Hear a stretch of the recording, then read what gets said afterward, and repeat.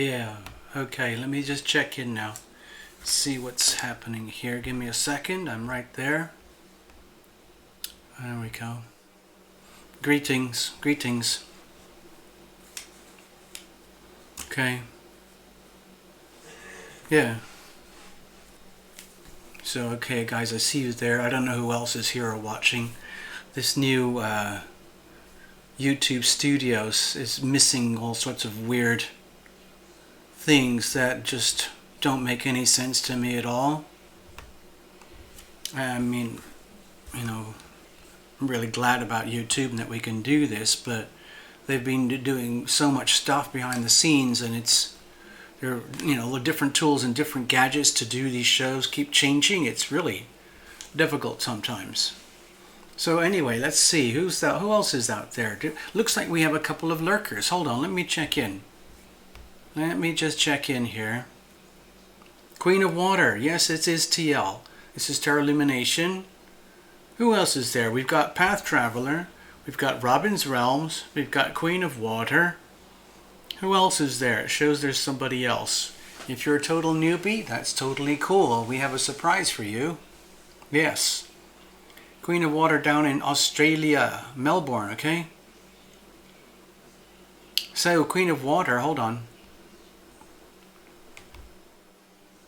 Hello. Hello, hello, hello, hello, hello, hello, hello, hello. Greetings. So we're kind of in this makeshift studio thing here, okay? So, Queen of Water, you're down, I think you're in Melbourne, right? So what's going on with the fires now? What about all those big fires and everything? Ah, yes, there's a lurker. There's a lurker somewhere. Let me go back to the stage for a second in case there's a lurker. Leo Aqua, there you are. Hold on. Okay, dear Leo Aqua. I'm not sure if I've seen you here before. That's very cool. Are you new? This is a very tiny channel right now, and we've gone through ups and downs, and sometimes we get people who just show up out of nowhere. Hey, Jeffrey, I see you. So in case you're curious, Leo Aqua, it's a tarot channel, primarily, and I also do some personal astrology and personal consulting and things, okay? So that's what we're doing here. And I'm going to keep the super chat open in case anybody wants a reading. I do Leo Aqua, if you've never been here before. I can do little mini super chat readings. They're very kind of like really direct. You don't need to say anything or do anything, but I don't know if you've ever done super chats before, but there's like a little button down there just where you type, okay? I just want to check in with Queen of Water. Yes, I heard something like over 1 billion animals have died because of these fires, and the koala bears are being wiped out. Hello, Delisha, I see you. Hello, Delisha. Yay. Yay. Yeah. Yeah. Okay, hold on. Yeah, I'm just going to go back. Hey, Jeffrey, what's happening? A few things. I'll come back to this in a little while. I guess you guys are just starting to check in. I think the notifications are starting to go out to a few people. Just so that you know, I've had a huge amount of technical problems here in the last few days. I'm trying very gently to get back in the groove with Terra Lumination and do a few more shows here and there. As you could figure it out, I don't have any reports for January or February. And, oh, okay. Yeah, I know. Well, you know what, Jeffrey? Thanks. Let me just make a note of that. Hold on. I'm going to come back to this thing in a minute here. Give me a second. Let me put this over here. Hold on. As you can tell, I'm a little bit kind of like super mellow at the moment. It's because I'm a bit tired, because it's been a very stressful time the last few days, the last 4 or 5 days. I'm a very lunar person, and when we get to the end of a lunar cycle, you know, every 28 days exactly, the last 3 or 4 days in the lunar cycle are typically very hard for me to handle, because it feels like I'm a plant that's just drying up and wilting, and then I just feel like I'm dying. It's a miserable experience. But we've just started the Aquarius new moon here, and so that's kind of got a natural uplift to it. I just see something there from Jeffrey and Path. Hold on, I'm just going to check in, see what that is. Oh, very kind, thank you. Okay. Hey, Path. Let's check out Path's 7th house. Okay, let's do that. Path question mark. What's going on with the 7th house? Okay, good.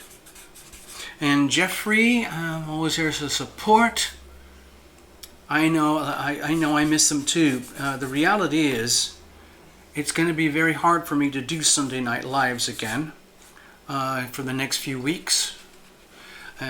So we can do Saturday night lives. That's kind of what I'm trying to do here, because for the next 5 or 6 weeks, that's the only option I'm going to have is Friday night and Saturday night. So I'm just going to keep doing those. Jeffrey's just putting in some support. But if you don't want a reading for yourself, Jeffrey, I'm willing to offer that as to one of the newbies, or if there's any lurkers out there, any silent supporters who've never done this before, and you would love to have a real live tarot illumination reading, then we can do that. Now I just saw something else here. Hey, Nikki. Hi, Nikki. Yeah. Oh, you got a spotty connection. Queen of Water has put a little donation in for anyone who needs a mini reading. Okay. So that's very kind. That's one of those pay it forward. Pay it forward. And we'll put a big question mark for whoever that is. If there's anybody watching right now, for example, who is completely new, they've never been here before. I don't recognize you, by the way, Leo Aqua. Well, let me just check in. Hold on. Jeffrey wants a 1 card. Okay. 1 card. I can do that. What I'll do, actually, Jeffrey, I do have 1 oracle deck with me. Well, a couple. I will pull an oracle for you. Okay?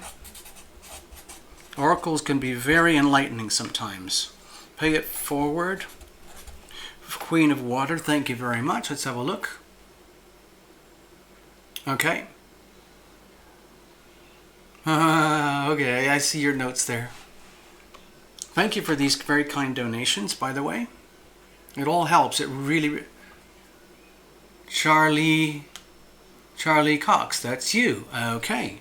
So Charlie Cox, tell us about yourself. Let me go check in with Charlie Cox. Hold on. Stay right there. Don't go away. I'm going to check in personally. Hello, Charlie Cox. So, Charlie Cox, tell us about yourself. If you're a complete utter newbie, it's always fun. I always love seeing new visitors to the channel and hanging out. A lot of the people who come here know the channel well, and we just like to hang out and we do readings and things. And Charlie, I've never seen you here before. I don't keep a memory log of all these things, but honestly, it doesn't mean, it's not ringing any bells. So if you're completely brand new, could you please affirm that? And we might have a little surprise for you. Okay? You're already being welcomed by Path Traveler. Okay? Yeah. Don't worry, newbies, we're all friendly here. Thank you, Path, for reminding everybody. Yes, this is a good place to hang out. A really good place to hang out. Oh, a few more people have shown up. I can see the ticker is counting, going up and up and up. Very cool. So the ones, let me just make a note here. I don't have any of my magic post-it notes. Stay there a second.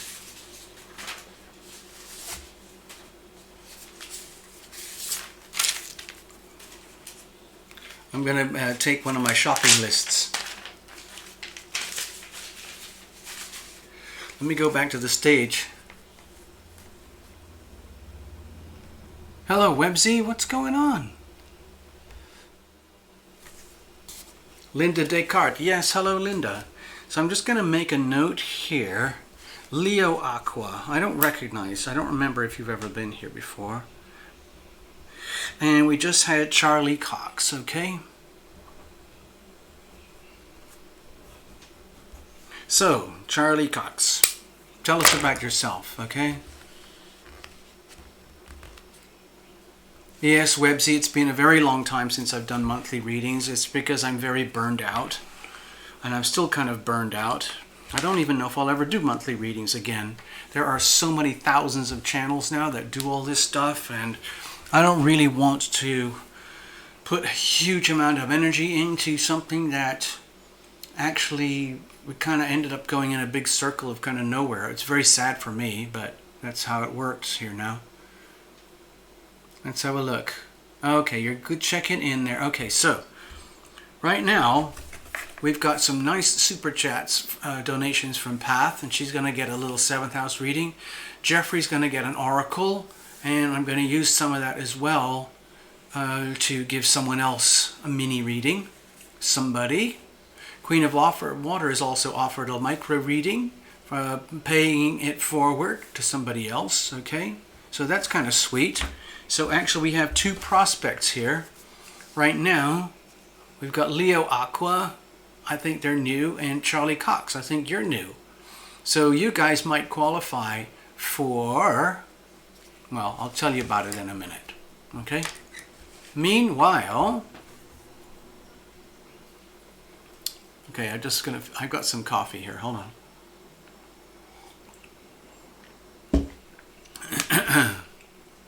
Meanwhile, let me do some announcement over here. Some of you might know already that Tarot Lumination has just posted a sale. We're putting up a sale for a full personal private reading, okay? And there's a link to it. I'll probably have to put it at the end of this video when we're done here. And but basically, the whole idea is that I'm selling 20 tickets for $7 New Zealand dollars. So it's about $5, okay? 5 American bucks. So it's a super cheap way to buy a chance at having a reading, a full-blown reading, which is normally, that'd be close to $100, $110, $120 New Zealand. So anyway, it just got posted, and today is the actual day where the sale goes live, okay? The way I had it set it up on the ticketing place. But for some reason, the ticketing place has already been accepting purchases, and I don't know how or why that all works. But anyway, so far, Karen Clark has bought 1 ticket, Jeffrey has bought 2 tickets, and Melody has bought 3 tickets. So that's 6 tickets gone out of 20, okay? So there's, let's see, 14, 15, 16, 17. So I got 14 more tickets to sell, okay? Okay? So, let's say, I should put this on here. Tickets so far, and this is for, so right now to date, today's date is the 25th for you guys in America, and the sale just started, and the ticket's going to sell for about a month. I just gave it about a month. It gives us plenty of time to sell all the tickets, and then once we've sold all the tickets, we're going to have a little live show, and we're going to do a little shuffle around, and we're going to select a winner. Okay? Yeah. How do you buy tickets? Well, good question. There is a link, and it's, Actually, I can tell you how to buy tickets right now if anyone's interested. I will do this because I know it already works. If anybody, Okay, let me just, I'm working with kind of limited situation here with my studio, so bear with me. So if you want to buy tickets, okay, it's basically $6. Ellie Mae, hello. Hello, Ellie Mae. You've been here before. I think I saw you. You can go to, if you want to buy tickets, you go to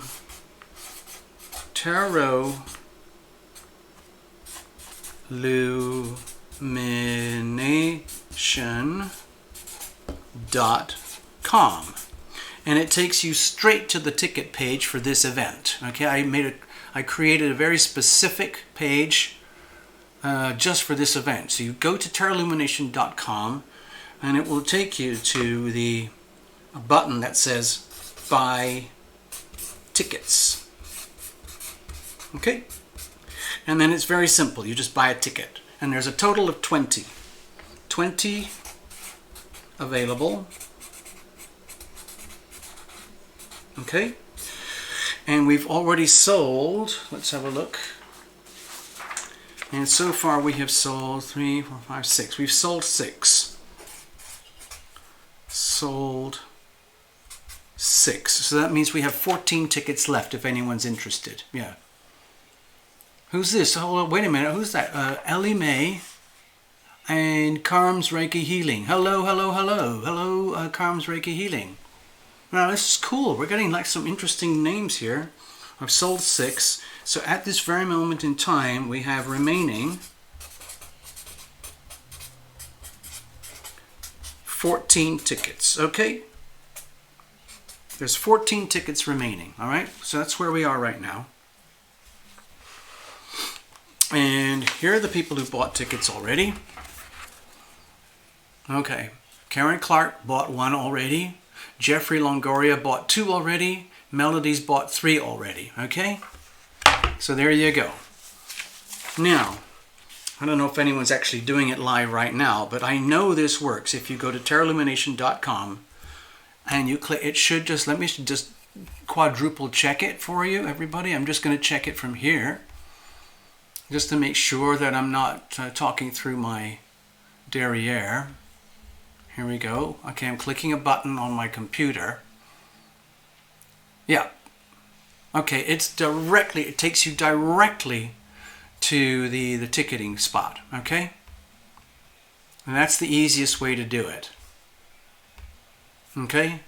And I'll actually put up a link. I'll probably make another video. I already had another video up there with the links on it already. But anyway, there you go.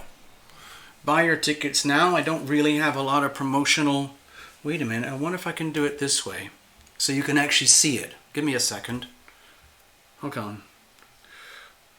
I had another disaster. My other computer is completely destroyed.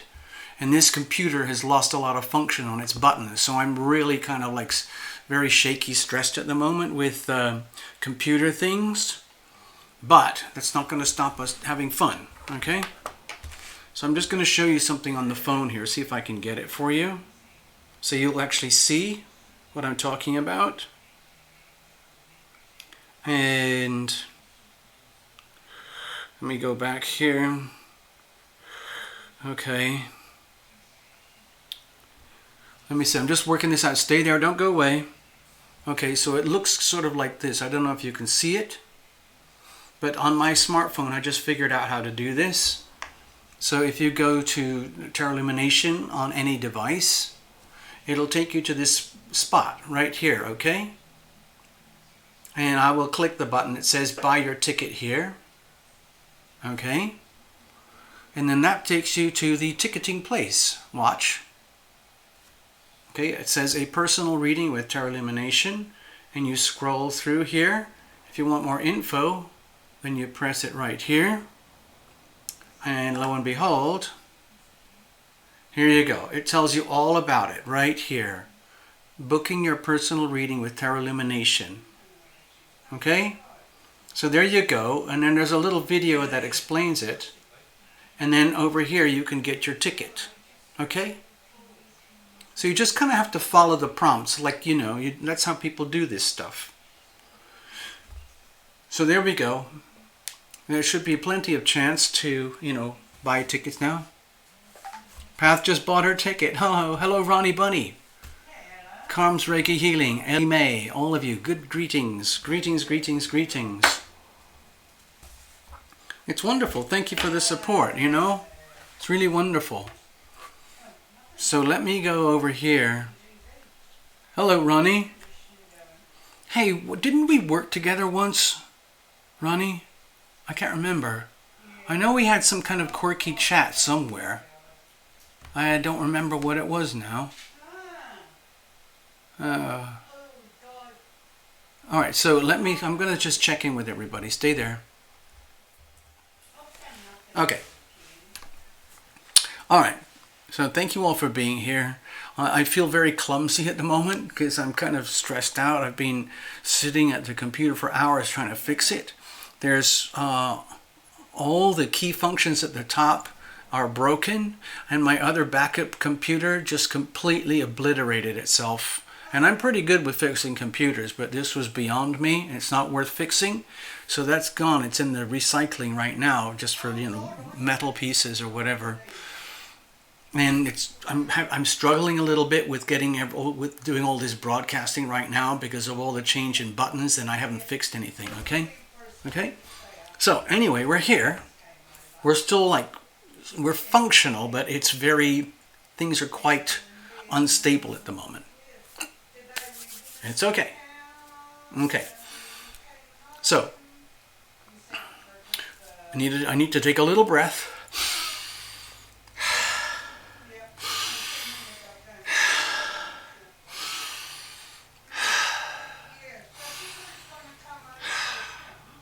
All right. So now, Ronnie Bunny's an artist. Okay.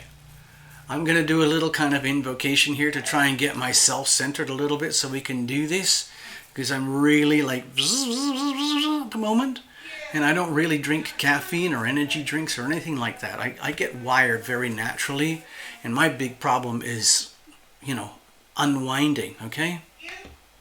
Yeah.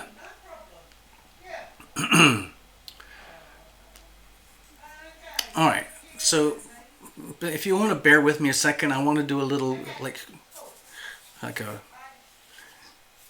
don't do these things live too much, but right now I feel I have to do it. Things have been very weird and strange recently, you know, with all the big, you know, Capricorn things happening, and now we've shifted into the Aquarius energy, and this whole year of 2020 is just going to be a massive rolling surge of like big waves, one after the other. 6 eclipses, technically speaking, but I see it as 7 because the real precursor eclipse was December 26th. And now we've just come through the other eclipse, and now we're back to the Aquarius new moon, and the waves are just going up and down and up and down and up and down. Yes. Yes, that's my neighbors over there, right over there, okay?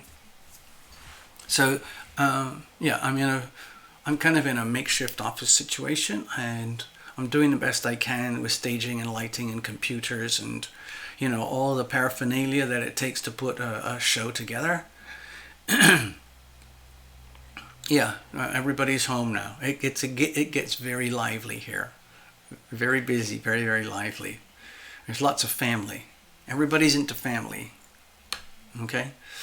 Anyway, I'd like to do a little mini invocation. This is for all of us, okay? This is just for all of us to try and I'm doing this for myself, but I'm doing it live to share it with you because it might benefit you guys as well, okay? Okay, bear with me. I'm just trying to do a little bit of self-healing here, okay? Just a little bit so I can come down to earth a bit and get myself in a good spot here. I hope you don't mind. Just bear with me. I ask for the healing power of love to fill my body from up above. I ask for the healing power of love to fill my mind from up above. I ask for the healing power of love to fill my heart from up above. I ask for the healing power of love to fill my soul from up above. I ask for the healing power of love to fill my relationships from up above. I ask for the healing power of love to fill my loved ones from up above. I ask for the healing power of love to fill my home from up above. I ask for the healing power of love to fill my life from up above.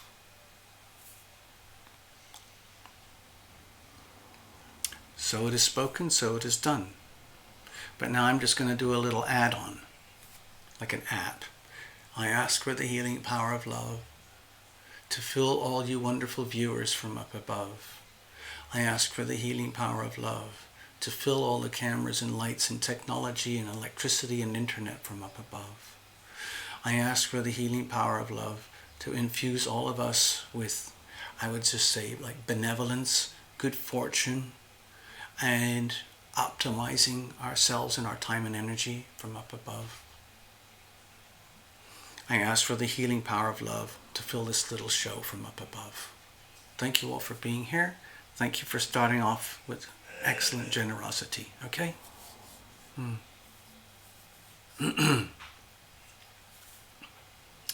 Hey Ronnie Bunny, I just saw your notes there. Karm's Reiki, I see your notes there too. It's incredibly hard to run a YouTube channel. I'm just letting you know. And everything has changed a lot in the last almost 3 years since I started. It's changed dramatically, okay? And I don't want to get sucked into my own tales of woe and misery because it'll just take me down into a spiral of goop. So I could almost be like a YouTube channel consultant, you know, but I'm not going to do that. There are other people who do that, okay?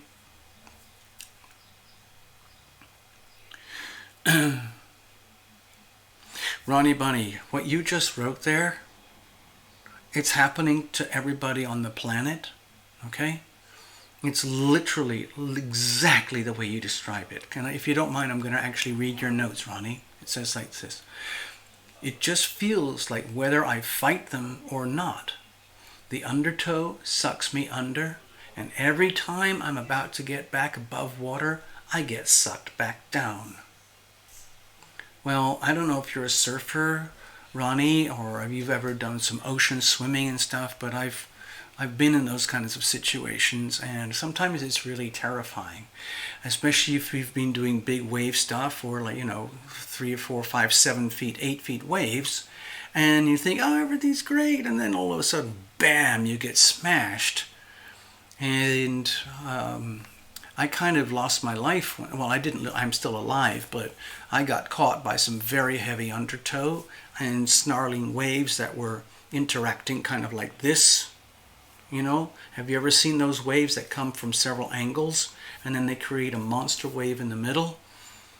And can you imagine being sucked to the very top of the wave, and then about 20 feet below you, there's nothing but rocks and sand and gravel? Because the rip was so strong, it sucked all the water away from the ocean, from the beach. And so, yeah, so you get thrown down into that, and then you get sucked into like a vicious cycle of the undertow and the wave, and it's extremely hard to get out. It's hard to get your breath, without taking in a lot of water. So I do understand. Okay?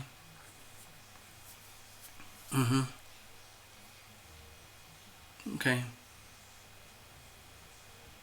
Thank you, Path, for adding that extra bits of counsel there. It really, really helps.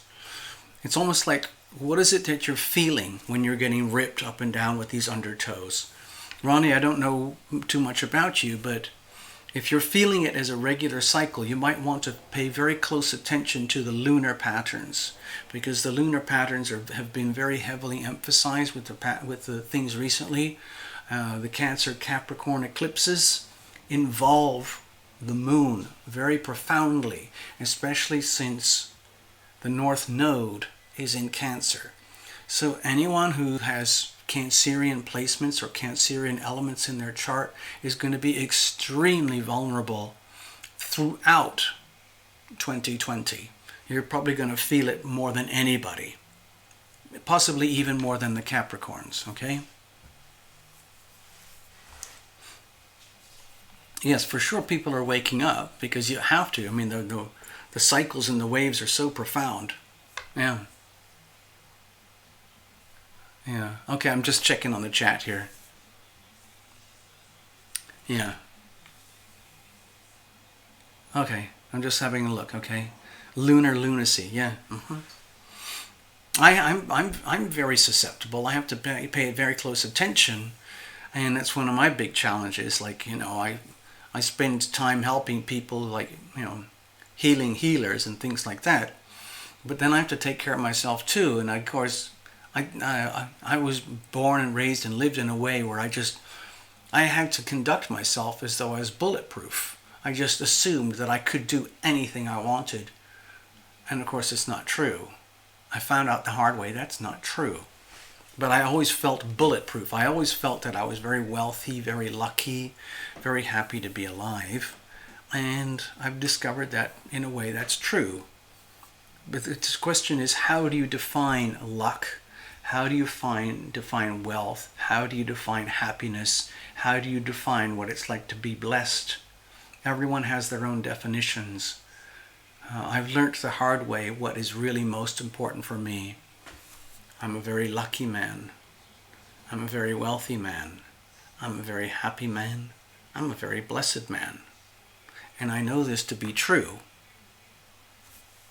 in my own way, in my own measures of luck, wealth, happiness, and blessings. Okay? Okay, Ronnie. If Cancer is your rising sign, that just tells us a lot already. By definition, you're going to get slammed over and over and over following the lunar cycles. Okay? Okay, it's natural for you, especially in the last few months and towards the end of 2019 when we had another series of Capricorn Cancer eclipses.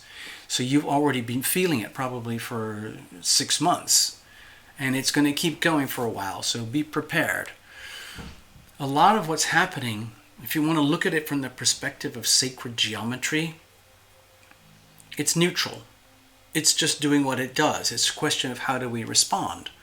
And the energy patterns are so strong right now, especially with that big Capricorn thing going on.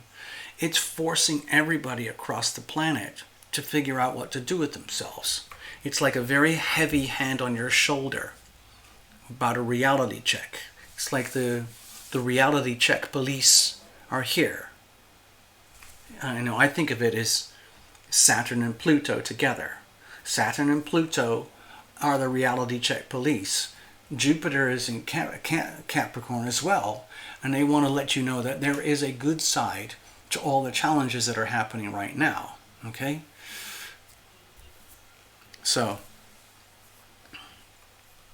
yeah, it's a very historical extreme condition. The Pluto-Saturn alignment happens every 34 years, but this is an exceptional one because it's so huge. And in January, it involved 5 planets in Capricorn. That's historical, okay? And we've got more Cancer-Capricorn eclipses coming up this year, okay?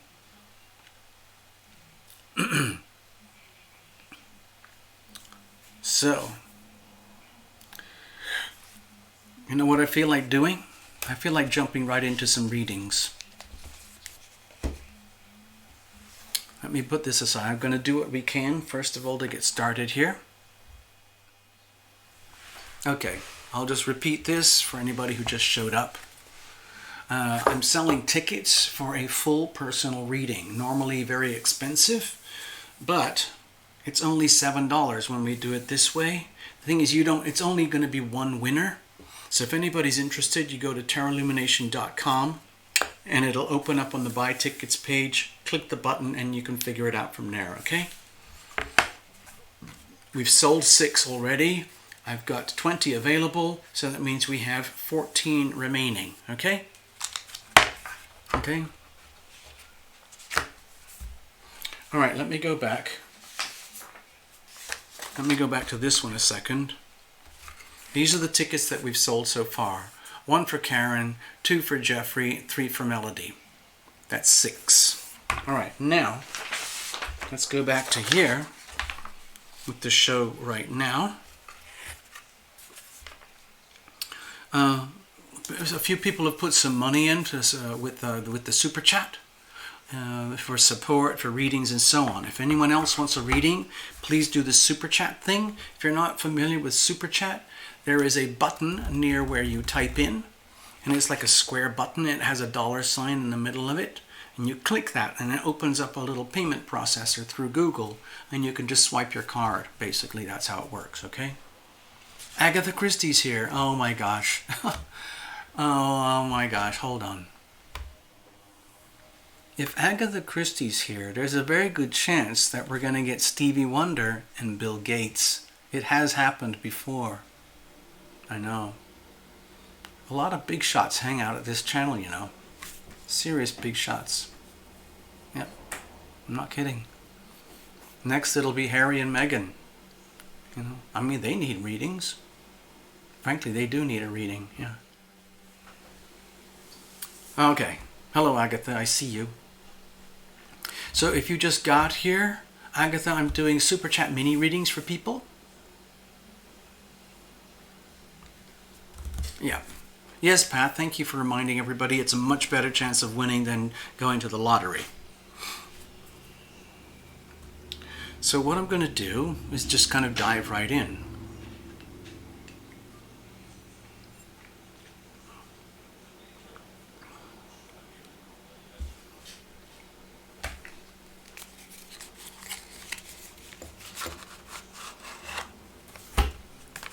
Let's have a look here. I'm going to put this aside.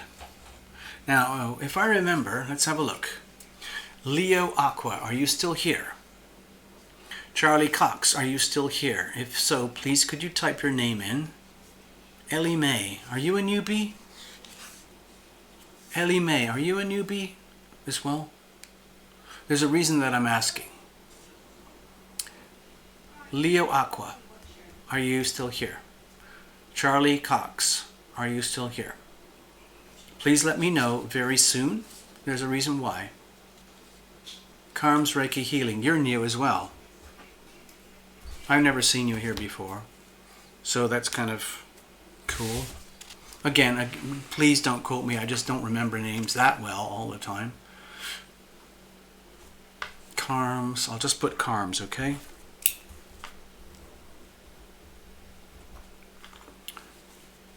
Okay. Alright, so it looks like Leo Aqua and Charlie Cox have disappeared. Which is kind of sad because they were going to get a special treat. Okay? Ellie Mae, you're a Leo sun and an Aquarius moon. Oh, that's interesting. Oh. So it's maybe you're like Leo Aqua. Okay? Carms Reiki just subbed. Cool. Oh, by the way, hold on. Stay there. Don't go away, people. Thank you for reminding me, Carms. I just did some more testing and going back and forth with the YouTube creator support team. And I was asking them, please, is there a way I can get a message to all my subscribers? And they said, oh, you can do that, that, and that, and that, and that. So I did all of that, that, and that, and that. And it's not true, okay? It is not true. It does not work. And you have to go through the layers to find out why it does not work. And they don't explain everything until... Anyway, it's just very deceptive stuff. So, Carms, what I'm suggesting is that when you press the subscriber button, it pretty much does nothing. Okay? To actually get any value out of being a subscriber, you have to click, there's some kind of bell, like a little bell icon. You have to click the bell, and then you have to click something else, which is a selection about your notifications. How do you want to get your notifications? Okay? Because if you just click to being a subscriber, chances are you're not going to get anything. like a notification or anything. So you have to choose to get your notifications about whether we do anything on the channel. So make sure you click the bell, okay? And actually that goes for everybody, otherwise you'd never know. Okay? Thank you, Path. Thank you very much, Path.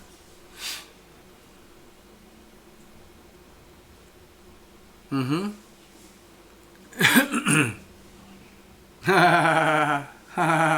Path Traveler is already on top of it with Ellie Mae. Okay. Okay, thank you, Ronnie. So you click for all notifications. That will help. I wish... I don't want to talk too much about YouTube because it just makes my head explode with anger and frustration. So, yeah. You have to do the settings on whichever device it is where you get your information. Thank you, Ellie Mae. I see that. Very kind. It all adds up. Now, okay, Charlie Cox has disappeared. Ellie Mae. Oh, you want to... Oh, okay, hold on. Okay, I'm going to put Ellie Mae in here. So you're going to get a full mini reading. Thank you very much. I got it. I see it.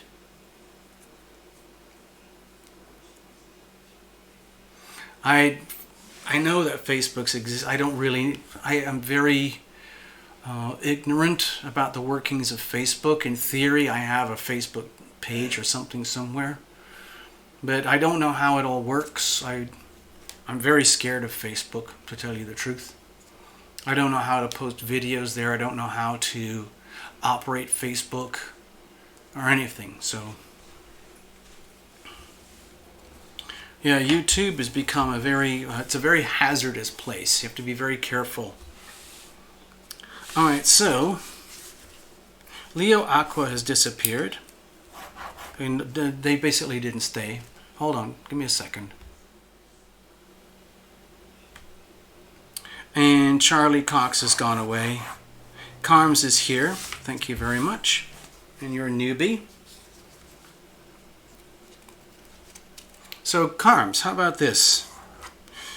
Since you're a complete newbie, what I'd like to do,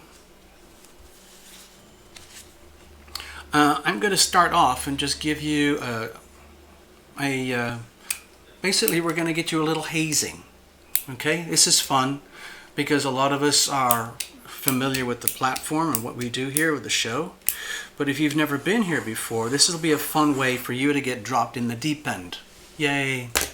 So that's what I'm going to do. Carms, you're going to get a reading, okay? I didn't see you put any super chat in because you're probably still new to all of this. Ellie Mae just put in a bunch, and who was it? Somebody put in... Anyway, so Carms, what I'm going to do is I'm going to go to the... okay? Yes, it's going to happen, okay? That's interesting, right? Hey, Carms, you're telling me the live is the same? Can I do a 2 or 3 or 4 hour show on Facebook Live? Is that possible? Oh, Ellie Mae. Path Traveler is quite sophisticated and she's already figured something out because you told us that you have a Leo Aquarius axis. And the reason Path Traveler lit up is because Path Traveler knows a lot about the Leo Aquarius axis, which involves the 7th house in astrology. Oh boy. Oh boy. Yep. Alright, so what we're going to do, I'm going to put this one over here. Pay it forward. I'm going to put that as Carms. Okay? Carms Reiki Healing. So we're going to start with you. Thank you, Carms. I could sure do with it. I really need it. or if you know anything about operating Facebook, maybe we could connect about that, okay? So I would invite you, Carms, to go to terralumination.com. Maybe you could buy yourself a ticket to win a full reading, to have a chance to win a full reading, and maybe you can connect, Carms, if you connect with terralumination.com, you can reach me and I can ask you a few questions about how this works on Facebook. Okay? All right. I don't know what Facebook Groups is, so there. All right, here we go. So there's going to be like TV noises and kids and adults and everything in the background, and it goes through the doors, but just don't worry about it, okay? Don't you worry.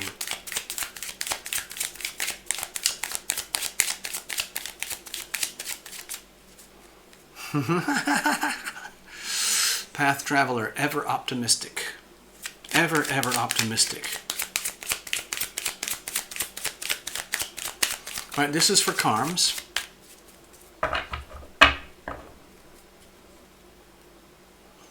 Actually, see if I can put a little note here. I'm making things up as I go along with bits and pieces. I'm just going to split this over here. This one is for Carms.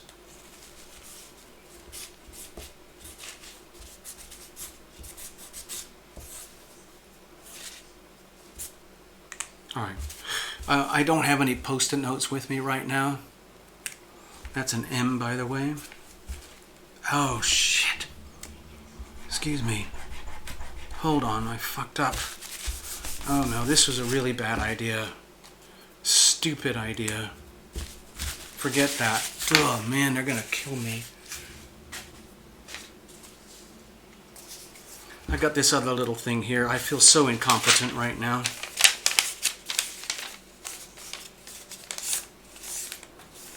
Alright, let's do this.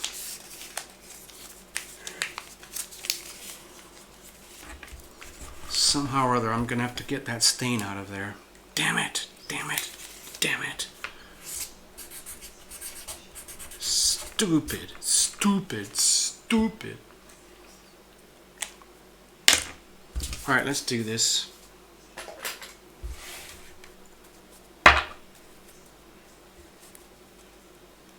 Alright, here we go.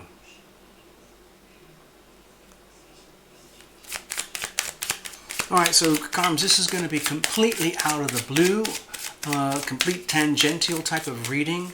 You don't have to say anything or do anything or know anything. You just have to be present. Let's bless this deck, okay? Bless every single card, okay? Alcohol will take it off. Oh, thank you so much. I might have to use some of my whiskey, we'll see. Anyway, the whiskey will give it a nice little tone color there as well.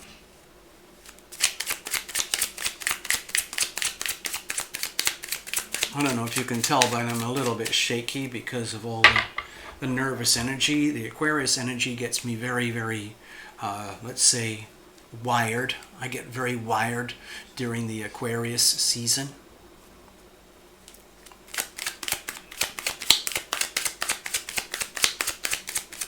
Let's have a look here.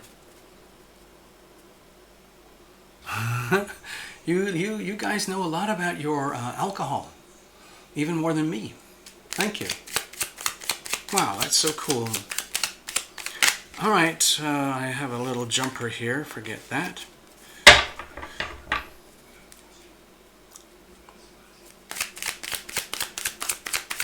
Like right now, I think the moon is just moving out of Aquarius over here and heading in towards Pisces, so it might be a little bit choppy.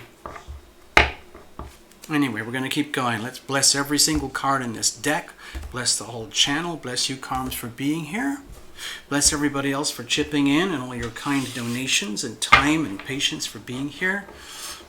And accommodating me during all the ups and downs of Terra Lumination recently. It's been extremely turbulent here, and I've had to do a lot of personal health and healing and recovery, and it's starting to work. Okay, Carms, this is all about you. Okay, here's the situation, here's the challenges, and here's how we're going to handle it. Now, like right now, we've got some they're actually very severe. Let me just do a quick astrodoodle for you. Sorry, I can't resist. It's going to be very basic, but it will help for some people to understand. So bear with me, Carms. I'm just doing this for everybody's sake, but I'm using your little mini reading as a template, okay?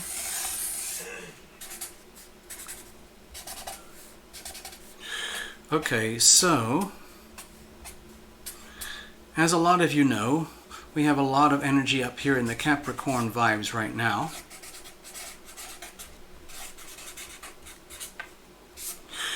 Over here and here and here, and this is very, very comfortable with the Pisces energy over here.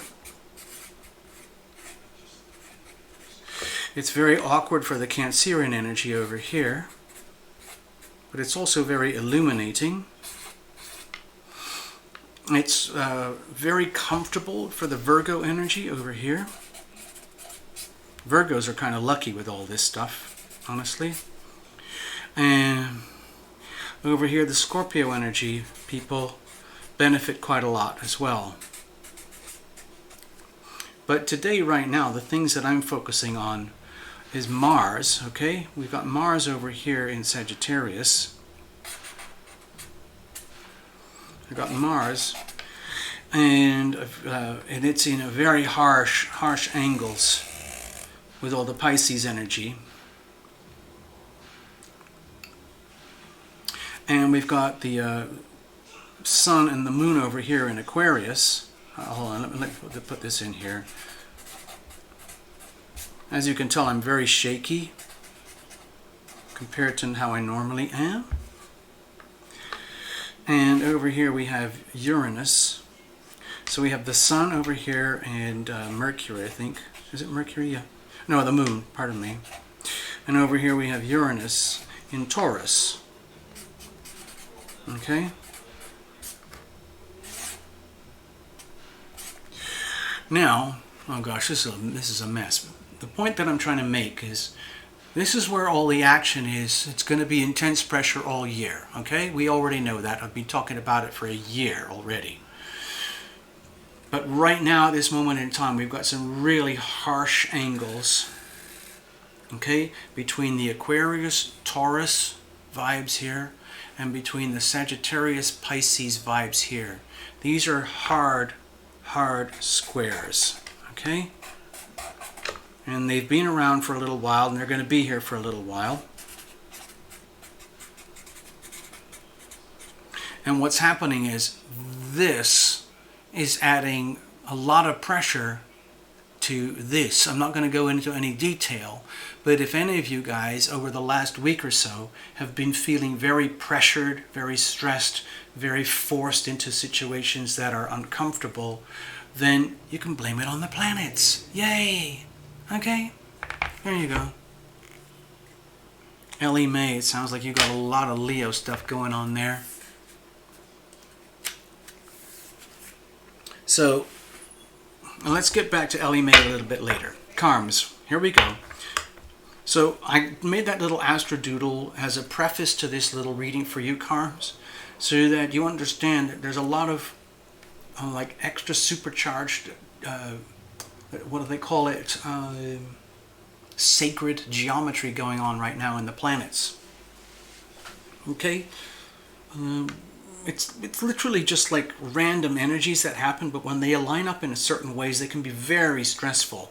Okay?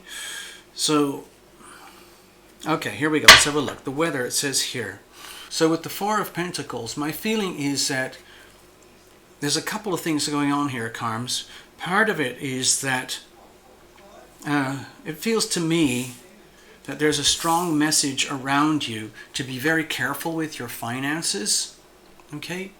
And consider the long-term prospects of your career, the things that you value in life, anything to do with the material, physical Capricorn things in life, like career, money, control, power, achieving success over extended periods of time, building a legacy for yourself, creating structures and foundations in your life. The Four of Pentacles to me is a very powerful card. It indicates structure. It's like the kind of structure where they have the four pillars at the foundations of a very large building or of a traditional building. You have four classic. The classic structure is four pillars.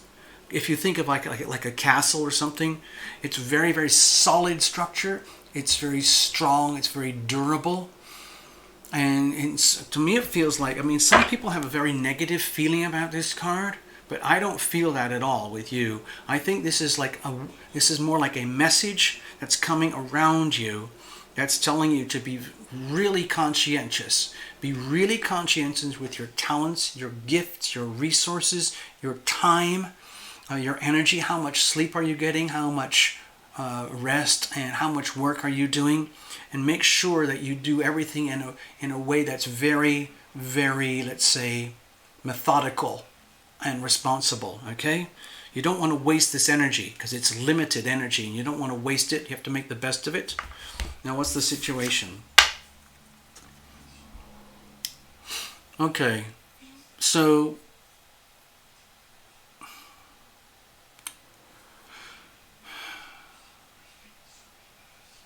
I know that this is often considered like a relationship card.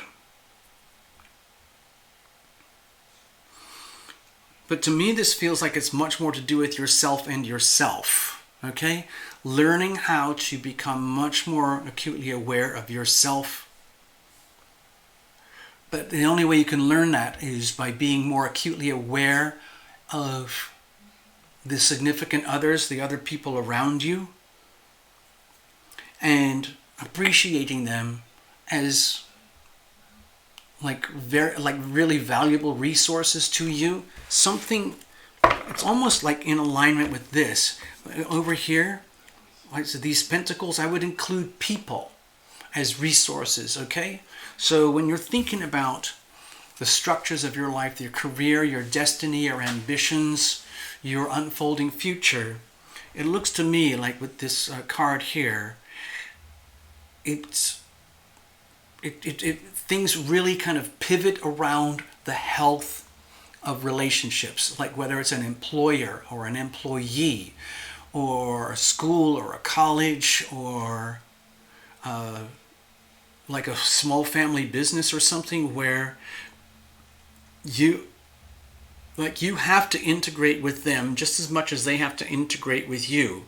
And in so doing, it can be very beneficial, but you can also learn things the hard way about what is it that's not working about you on the inside that needs to be fixed and healed in order that you can, let's say, come to terms with how other people value you and how you fit in with them. Okay, so what is the challenges here? Okay, well, it feels to me that you don't like being swept along by the fates. There's like a deep issue of distrust here. When I look at this earth, air, fire, and water, on all the core elements in nature that we have, and with the Wheel of Fortune here type of card, and the inevitable ups and downs and flows throughout life. This is something that you're not really enjoying at the moment. It's almost triggering, like it's a lot of fear. And sometimes it's very hard to handle that. I don't know if you're the person who wrote in about how you were feeling the ups and downs and the waves, but this could be a very strong indication of the cyclical nature, the tidal nature of the way life and events and fate and fortune seem to happen. It's almost to the point where it might make you feel as though you're completely out of control of your destiny, which could be very frightening, especially when you want to have some kind of degree of control and stability in your life. So how are we going to deal with this? Okay, to me I'm feeling like expectations here with the Eight of Cups. To me it feels like it's time to realize that you've already had, you've lived significant chapters of your life, and They are what they are. Let's just say you had 8 chapters in your life so far. I'm not talking about years exactly, but 8 really, really important cycles. You don't even have to think about them or define them. I'm just using that as an allegory. But if you think of life as it goes in cycles, like the chapters of a book. Oh, well, when I was a kid, I did that, and then that happened, and that, and I grew up, and I became that, and then they did that. And you have these 8 cycles. And we're at a point now where the Wheel of Fortune is kicking in. I think of it with the planets, where there's a very strong energy for you to really think about, career structure and stability in life up ahead coming at you in a way that might be maybe a little depressing, like, oh my God, is life really just coming down to these like very limiting 3-dimensional aspects of life, like, oh God, money, career, houses, colleges, programs, certifications, work, time allocation. It's not so bad when you actually see the results of it and the work of it.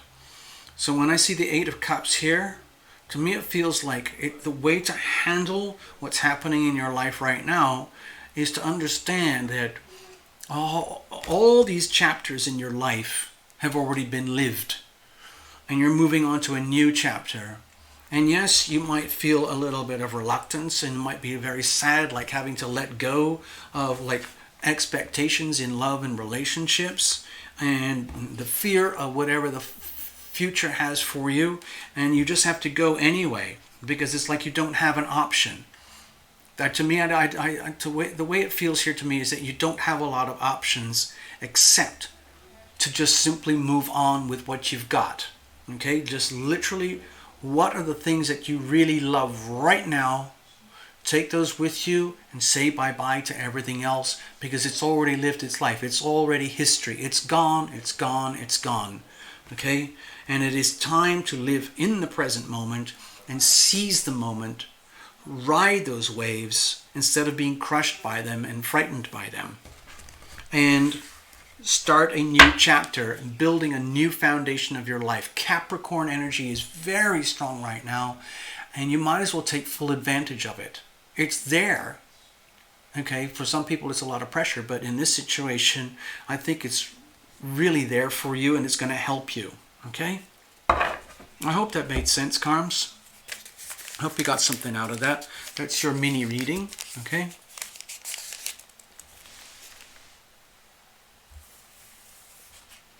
Okay, I'm going to shuffle these up and we're going to move on.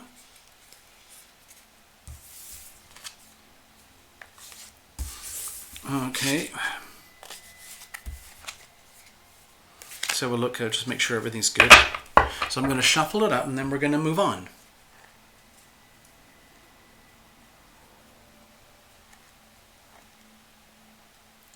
Carms, I'm just seeing your notes on the screen here.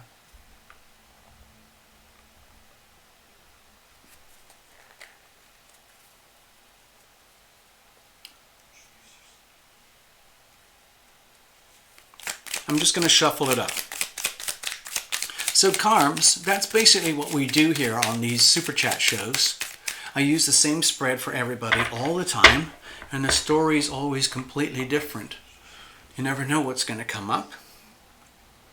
And it's borderline, I don't know, some people really don't think of it as tarot. In a way it isn't tarot, because I read it as though it's like these are like little tools for mediumship. But anyway, it is a reading of sorts, and I'm glad we had a chance to do this with you. Thank you, Carms. Now, as you know, well, some of you don't know, but you can once this little show is over, it will save onto the YouTube channel, and you can watch the little parts that are relevant to you again. Okay, so if you want to get back into that reading a bit later, Carms, you can go back, tonight or tomorrow, probably tomorrow, and it will be fully loaded and processed, and you can watch your little reading again. There you go.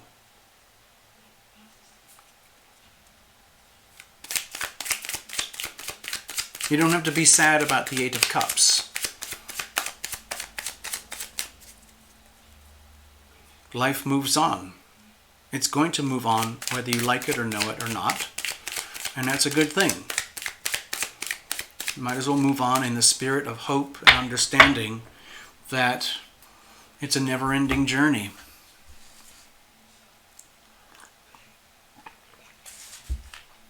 All right, let's have a look here. Who else have we got? I'm going to go back to this one.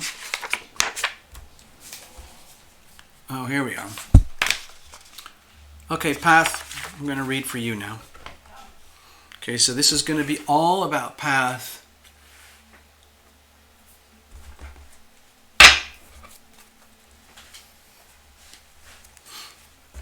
Path is obviously curious about the 7th house because we're coming into that time of year.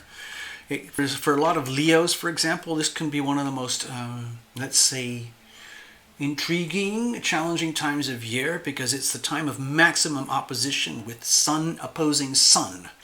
The beauty of a Sun opposite Sun relationship is that you get the maximum illumination of yourself from another, or from the planets or the universe around you. The challenge with that is sometimes there's things we discover and see and learn about ourselves that we never knew, or we don't like, or we don't want to acknowledge, and it can be very painful. So that's why they call the 7th house the house of marriage, or the house of open enemies, because it can often happen, especially in a marriage type situation, or like a one-on-one business partner, where you get the best and the worst of them, and they get the best and the worst of you. Okay? And sometimes a lot of people just can't handle it. It's just too much. So people settle for, let's say, other relationships that are maybe simpler or more easy to navigate, or just more on autopilot, where you don't have to do a lot of living in the now and having to deal with your life in the moment right now, because the Sun opposite Sun dynamic can be very demanding, but it can also be the most rewarding. You have to have a lot of strength and stamina and courage and trust and belief in yourself, and being able to, honestly accept the reflections that come to you from significant others. Okay, what I'm going to do, I'm going to mark this up now for Path. Here we go. This is for Path Traveler.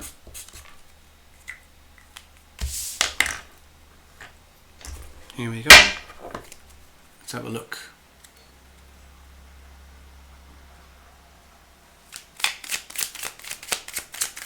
I'm just clearing the deck, Path. I want things to be nice and pristine for you.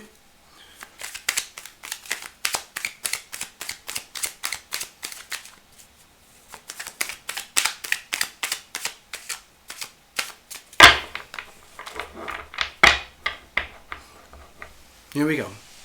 Thank you, Carms. I see your note there on the screen. If you want a chance at a full-blown personal reading where we go for a long time and it's all recorded and it's live one-on-one in person, follow that link, tarotlumination.com, and go to the buy ticket page. And you can have an entry there. Okay, here we go, Path. Settle in. I know it's winter over there. Get yourself nice and cozy and comfortable. Here's the situation about the 7th house. Here's the challenges about the 7th house right now. Here's how we're going to handle it. And let's have a look at the weather around you right now. Now, also, Path, we're dedicating this to the 7th house. But if it looks like another story is coming out, which is more important for you to hear, then let's just allow for that, okay? Just in case, all right? Okay, so with the Hermit, I don't think this would, surprise anybody in a state of 7th house energy, because the 7th house energy can make us feel acutely singular, okay?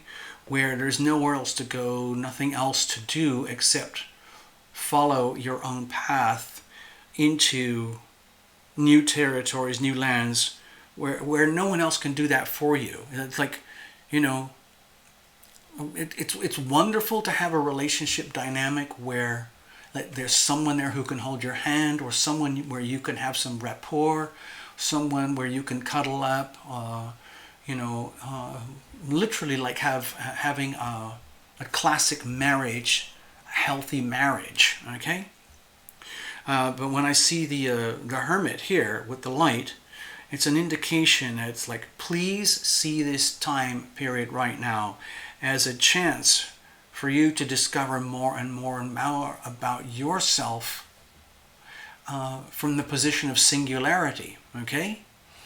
Now, you might not like the sound of it, but sometimes you're better off being in this kind of energy of being very, very singular, rather than being in a relationship that is inappropriate or toxic or compromised or deeply compromised just for the sake of having a relationship, okay? A lot of people don't like to hear that, but it's actually true, okay? So be aware of that. What's the situation? Okay, so we've got some powerful cards here straight out of the box. My feeling is that it's like when I see the Magician here, and if you look at it from the 7th house, like, to me it looks like this is a chance for you, like at this point in your life, where you can go deeper and deeper and deeper within and discovering your own magic and power in ways that you've never done before. I think we're at very early stages here. You're a very vibrant person, Path. You radiate a lot of love and light to the world and people around you. I'll play that little song in a minute if I can remember it. It's called The Blue Light. And everyone else who's here, I'm hoping that they can resonate and understand, because everybody needs here tonight to know that Path Traveler has those characteristics of being a lighthouse, okay? But when I see the Magician here, my feeling is that it's a kind of new level of awareness for Path, for you, Path, where this is a really golden opportunity, a golden time right now. There's a lot of light and a lot of gold here. You might not have seen it in ways that you want to see it, but what it does, it puts you in a position where this is a time to go deep within and tap into your power more than ever before. Really discovering your passions in life. What do I really want to do? How am I going to bottle all the love that I have and put it out there? How am I going to communicate all this stuff? And how am I going to reward myself? And how am I going to be rewarded in all of this? It is almost like an act of magic, but you have a lot of natural gifts, Path, in being able to create abundance. So that is a gift of power. It's literally like creating alchemy. It's like, it's almost like the energy of just alchemy, doing something magical and powerful. And like, if those old vaudeville movies or old, from the 18, and not just movies, but those like vaudeville events that they would have in cities. I think it was like at the turn of the century in the 1900s and the 1800s, where they would always have a magic act. And of course, sometimes the magicians, they love to have their sidekick and everything. But to me, this looks like one of those situations where it's one of the magicians who work on their own right now, honing their craft, honing their skills on their own. I've been very lucky to go to a place called the Magic Castle in Los Angeles, and I've seen magicians who work as a soloist, but also magicians who work with an assistant, okay? My feeling here is that it's time to really get to know yourself, and taking advantage of the singularity and the solitude here to learn more and more about who you really are in terms of being a lighthouse, and then how are you going to use your magic. What's the challenge here? Gosh, more arcana. This feels very fated. Okay.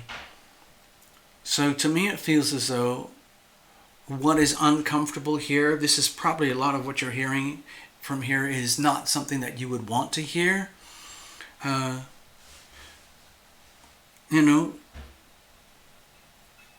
people like to feel like, oh, I'm going to be blessed. Some kind of wonderful person is just going to show up in my life, and everything's going to be soft and sweet and smooth and mushy and romantic now, and all my problems will be solved. And that's why the yearning for love and relationship is so profound inside human nature that it's inevitable. You might feel like it's almost like this is the last thing you would want to hear. On the other hand, this is what I feel is happening. And the fact that it's happening is something that's almost like displeasing to you, but it's very disorienting to the point like, why? Why is this happening the way it's happening to me, Path Traveler, right now? Why is it putting me in a situation where I am such a good person? I have so much going for me. I have so much to offer. Why is it that I'm dealing with this energy of singularity right now and having to go deeper and deeper into singularity to discover my true strengths and gifts and powers? That's very disorienting. A lot of people are born and raised to believe you're going to grow up, fall in love, and get married and live happily ever after. That's not what this is about. And because that's not what this is about, especially if like you were a little girl and you wanted to have like your super dream mate, husband, spouse, partner, and then everything turns into a very different story, that can be very disorienting. And it's almost like you don't have an option here except to understand and accept the disorientation, which of course is very uncomfortable. I know you have a lot of power, Path. You have a lot of light, but you're still very big, warm-hearted human being, and like you deserve love as much as anybody else. But there's a whole other story going on here. How do we deal with this disorientation here? Okay, so with the Four of Pentacles, my feeling is the way to handle it is to not see it as a test, but take what we're talking about here, and let's pretend you're on one of those television survivor shows, okay? And the whole idea is that you have to survive and build a house, a spiritual house, a spiritual structure, okay? And you're being given 4 primary ingredients, okay? You have your pentacles, your cups, your swords, and your wands, okay? And then the host of the show says, okay, Path, this is your challenge. All the cameras are looking at you right now from the 7th house. What are you going to do with your gifts and talents? There's no one here to help you. The most you can do is get a reading from Tarot Lumination now and again on a show like this, but you have to figure it out. What are you going to do? And then the cameras roll and you start figuring it out. And I'm not saying it's a labor of love, but what I'm feeling here is that invest wisely, very patiently, very, very slowly, and try different configurations about, how am I going to create a sense of love in myself where I worry less and less about romance and more about being authentically me to myself than anything else. In other words, love thyself, number 1. But to me it feels like you're being really challenged now to take it to the next level. This looks like it's a very challenging reading in a way, but it's not evil or nasty, that kind of challenge. But it's just that there's a lot of fated pressure here. And it feels to me like you're being taken on a path that you might not have consciously chosen. Like if somebody had told you this is how things are right now at this very moment in your life, you wouldn't have chosen it consciously. You would have might chosen something else. But this is how things really are.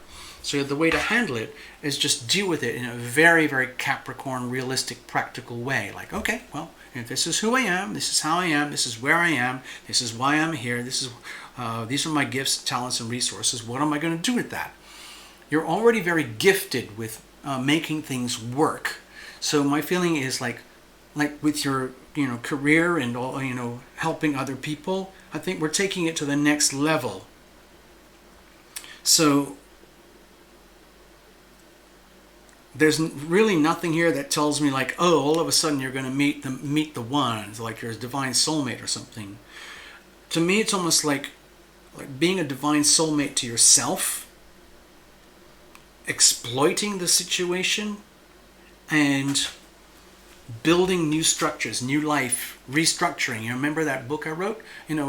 Global restructuring starting January 2020. Well, this is personal restructuring. Go like a complete, one by one, 1 week at a time, 1 month at a time, restructuring your life.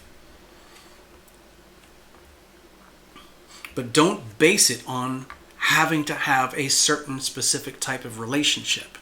I think this reads much more about coming into your own element and learning the pathways that you have to learn in order that you can really come into your power as a lighthouse. Okay?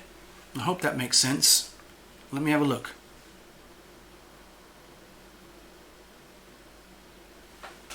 Okay, so I'm going to play that little song. What did I say? The lighthouse. It's called The Blue Light. Okay, give me a second here.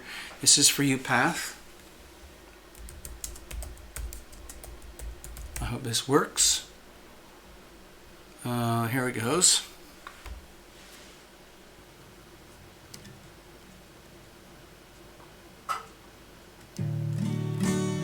Let me just see something here.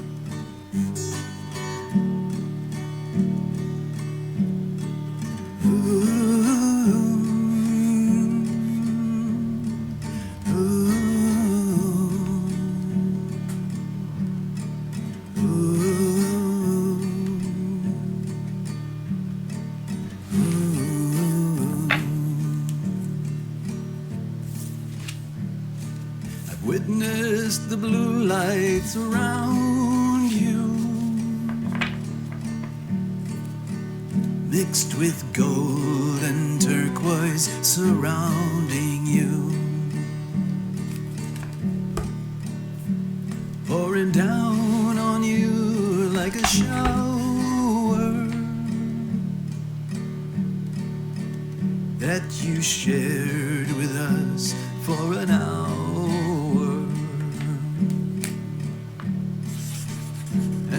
Sometimes it feels like it's fading. I know you won't let it all disappear. Your love is the essence, it burns incandescent. Your love is a lighthouse, my dear. Your love is the essence, it burns incandescent. Your love is a lighthouse, my dear.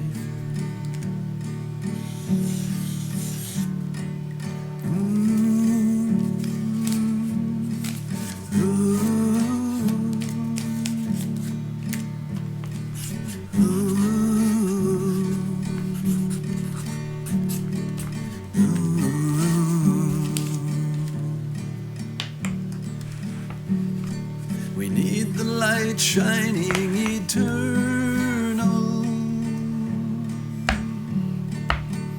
most especially when things get infernal.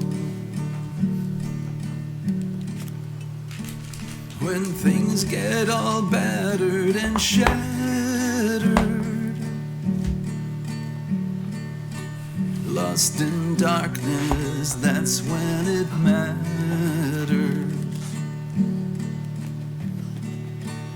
And though sometimes it feels like it's fading, I know you won't let it all disappear. Your love is the essence, it burns incandescent. Your love is a lighthouse, my dear. Your love is the essence, it burns incandescent. Your love is a lighthouse, my dear. Your love is the essence, it burns incandescent. Your love is a lighthouse, my dear. Your love is the essence, it burns incandescent. Your love is a lighthouse, my dear.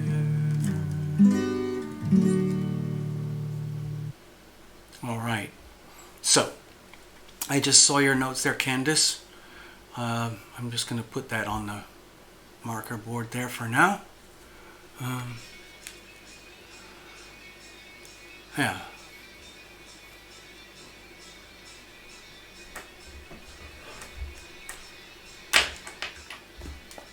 All right, here we go. So Jeffrey, you've been very kind.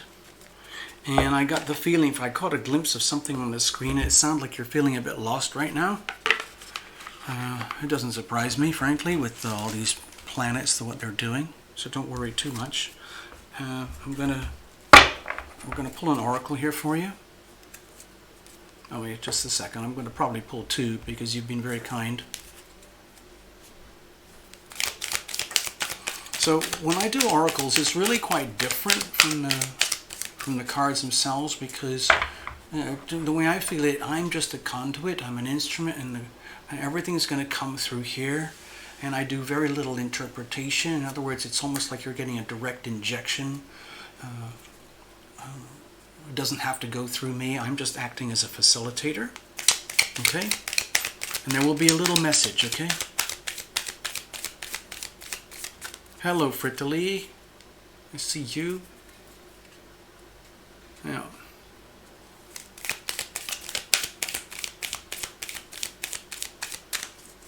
Okay, let's have a look. What kind of message?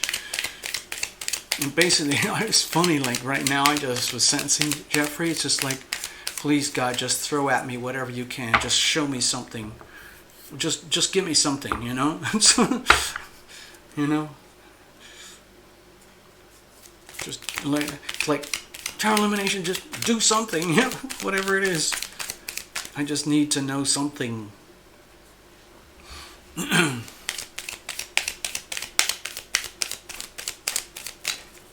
we go.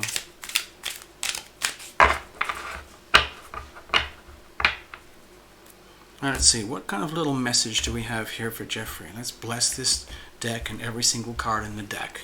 I'm just going to pull it out and we're going to read the book. This is going to be your card. Storm. Don't be scared. I'll show you the card close up in just a second.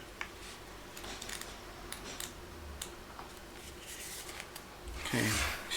This lady, she does, it's all fractal art. So it's a very deep, deep, dark purple here. I don't know if you can see that. It's very, very swirly. It's like kind of those nebulae things in outer space and quasars and all of those things. You know, black holes and binary stars combining to create a new star. Like a galactic chaos, galactic mayhem. Let's have a look. It says here, we all have to pass through difficult times in our lives. When things get tough, our vision and understanding can often become clouded. The feeling of being alone in it all, and even feeling abandoned by spirit in your darkest hour, this can be overwhelming. But you are not alone. Hold on and hang in there. Every storm eventually passes. This will not last forever. This card is here to remind you that you really do have the strength and courage to survive anything that comes your way. Spirit is here supporting you in every single step that you take, whether you're aware of it or not. Clouds always part, and the sun will make its way through once again. It is important to remember that whatever you are going through right now, it is for your highest learning and understanding. This card may come to you if you are having difficulty in your relationship with others. It is vital to remember that underneath anger, there is hurt. Forgive yourself and others. Forgiveness of yourself and others is a key to moving forward and healing this. That's actually very, very hard to do. The more painful the hurt, the harder it is to forgive. When the pain is extreme, it's almost impossible to forgive. And the thing is, forgiveness is a very powerful solution, but it requires a very, let's say, magnanimous, selfless soul to grant forgiveness, especially when you don't feel that it is deserved. Forgiveness doesn't condone the person or their action or the situation or your conditions in life. It's just a question of accepting, well, this is how it is. I don't want to carry the weight of feeling victimized and condemned and cursed by all this, so I forgive it. I bless it. I bless it. I bless it. And it's like you give yourself freedom when you do that. It's very liberating. Forgiveness is very liberating. This card also comes if you are experiencing any type of crisis, whether it is in your daily life or within your inner being. Just know that this is happening to enable you to see what is not yet in alignment of your highest good and what no longer serves you. This is your opportunity to make any needed changes in your life and to heal some very deep wounds from the past, okay? Sometimes we have to learn what works for us by discovering what doesn't work. So like, okay, that didn't work, that didn't work, that didn't work, that didn't work. And it's a very painful way to learn things, but it is a path of learning, okay? Just know that you will survive this with your sanity intact. You will be stronger, more understanding, and more compassionate with yourself and others. Have faith in yourself, faith that you can and will make it through this. Spirit is here to support you and find your own light at the end of this tunnel. So in some ways it's actually a very encouraging card. It's basically saying, it's an acknowledgement that things are probably very, not just challenging, but very challenging for you right now, to the point where you're just almost feeling cursed. But the card is reminding you that this is actually part of your path, and the whole idea is that you can learn so much from this, especially a lot about what doesn't work, and that becomes very valuable, learning what doesn't work.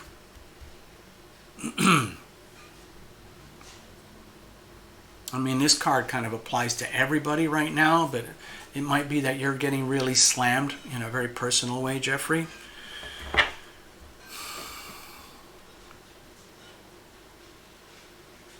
To me, it feels like you're kind of being crushed.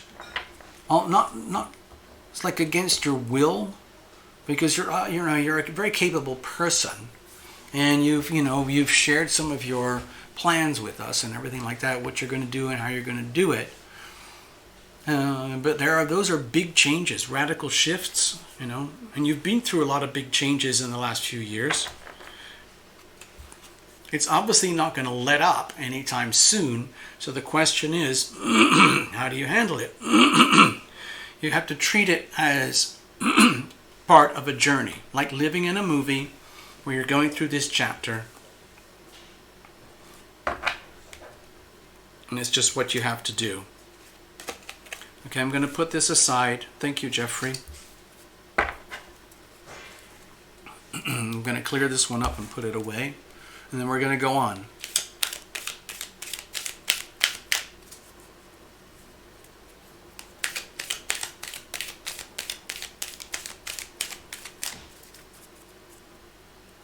Hey, Jackie, I just saw you there. Hello, Ivona, I just saw you.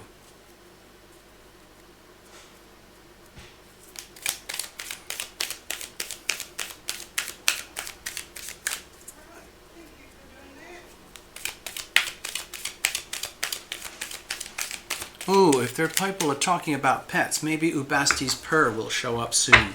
She's a really good pet psychic. Okay, I'm going to keep shuffling these up. Thank you, Jeffrey. And I wish you, of course, all the best in the lucky draw, because you bought 2, so you're doubling your chances of winning something. That's Jeffrey here. All right, let's have a look. Thank you, Jeffrey. Very kind. Queen of Water. What was that? Paying it forward. Carms. Oh, so Queen of Water, am I doing a reading for you? Am I doing a reading for you, or did we already do that for Carms? Let me just have a look. I gotta check something. I gotta go back through the chat. Give me a second here. I'm scrolling. Oh my gosh, I have to go way back. That was Ellie Mae. Ellie Mae's gonna come.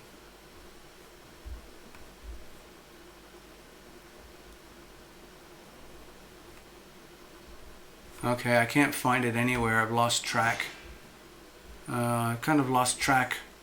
I can't see all the super chats on the screen at the moment. That's very annoying. Queen of Water, can you type it in? Can you remind me what happened? Queen of Water. I'd put over here, pay it forward. You put in a donation with super chat. And I think we put that towards Carms at the very beginning of the show. Oh, so if someone else needs one. All right, so.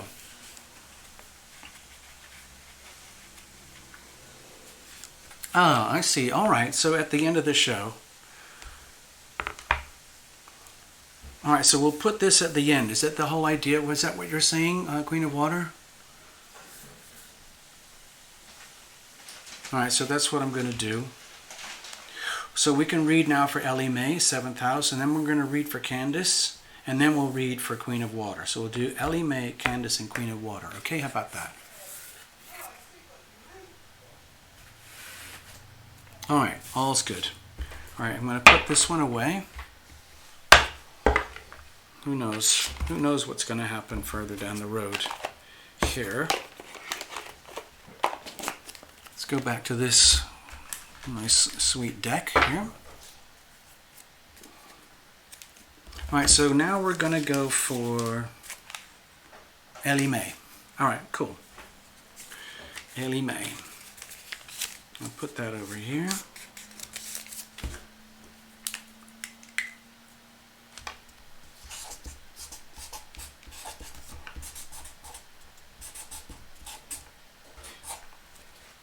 Perfect.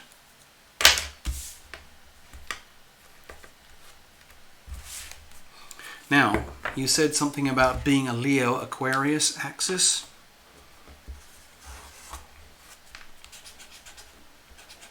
I think you said you had a lot of stuff in Leo and an Aquarius moon or something. Is that it?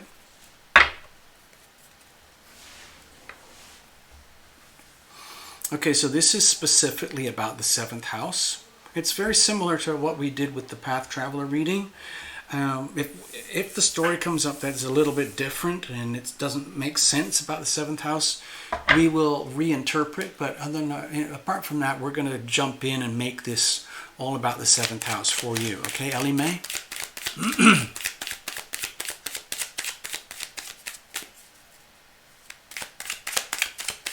Oh, I saw that on the screen about Nikki's driving.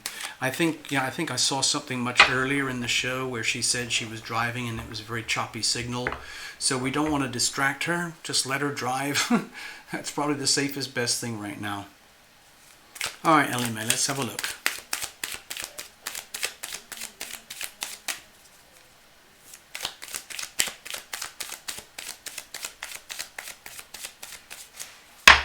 Oh, Path put something there about having a question. So Ellie Mae, I know you guys were chatting about the 7th house, basically relationships. It is the axis of relationship.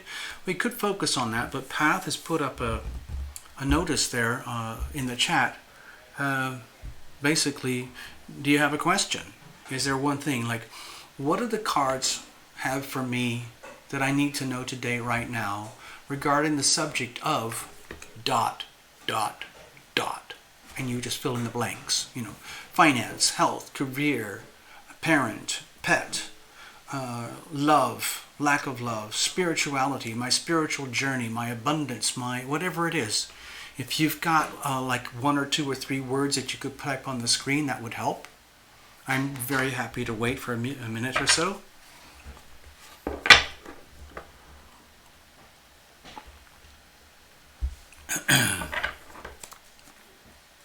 Okay, I'm going to go check in with you guys, see what's going on while Ellie thinks.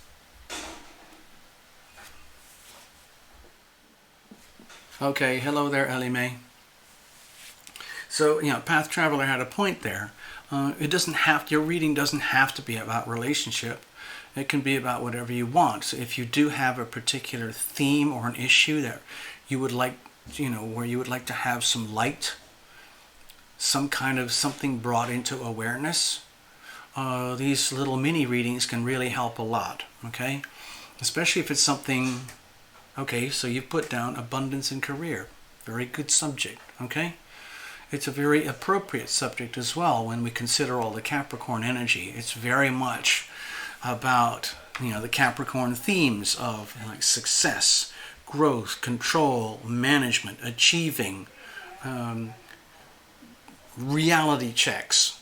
All the things that Capricorns do really well, like taking charge of things, running things properly so that things work, and then getting rewarded for it. So it requires things like patience, learning, time, studies, diligence, dedication, selflessness, and senses of meaning and purpose and value to other people, to the world around you. Otherwise you don't get rewarded. You don't have an abundant career.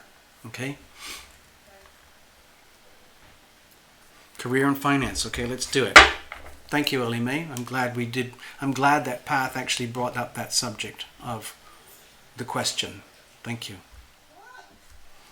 Okay, so Ellie Mae, we're going to focus on the themes of career and abundance, because they are important. Different stages of life. Sometimes it's all about health. Sometimes it's home, babies, relationships. But right now we're focusing on abundance, career, finance. Okay, very, very classic Capricorn themes right now. Let's have a look.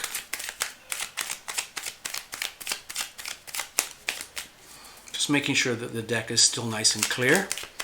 Okay, Ellie Mae?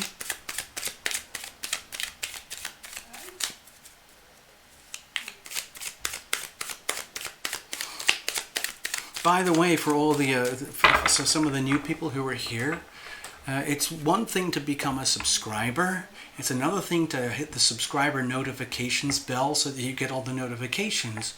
But the best way to get everything is to become a member. Actually go to the Patreon member page, and you can see that again when you go to tarotlumination.com. If you go to the website, there's a place you just click it. It's the link. It takes you direct to the membership section. That's the best thing you can do. It's also one of the most supportive things you can do for the channel and the brand. Okay? All right, Ellie Mae. See, I was using your energy there. I was kind of piggybacking on your energy, talking about career and finance. I'm not the most gifted at, self-promotion, self-marketing, and finance and business. But I'm learning. Here we go. Okay, let's bless this deck. It's already well shuffled. So we can just dive in very comfortably now. Okay. Hold on a second, Ellie Mae. Hold on. Okay. Okay, I'm just going to share a little story. Hold on. Stay there a second. We'll come back, Ellie Mae. I knew there was a reason.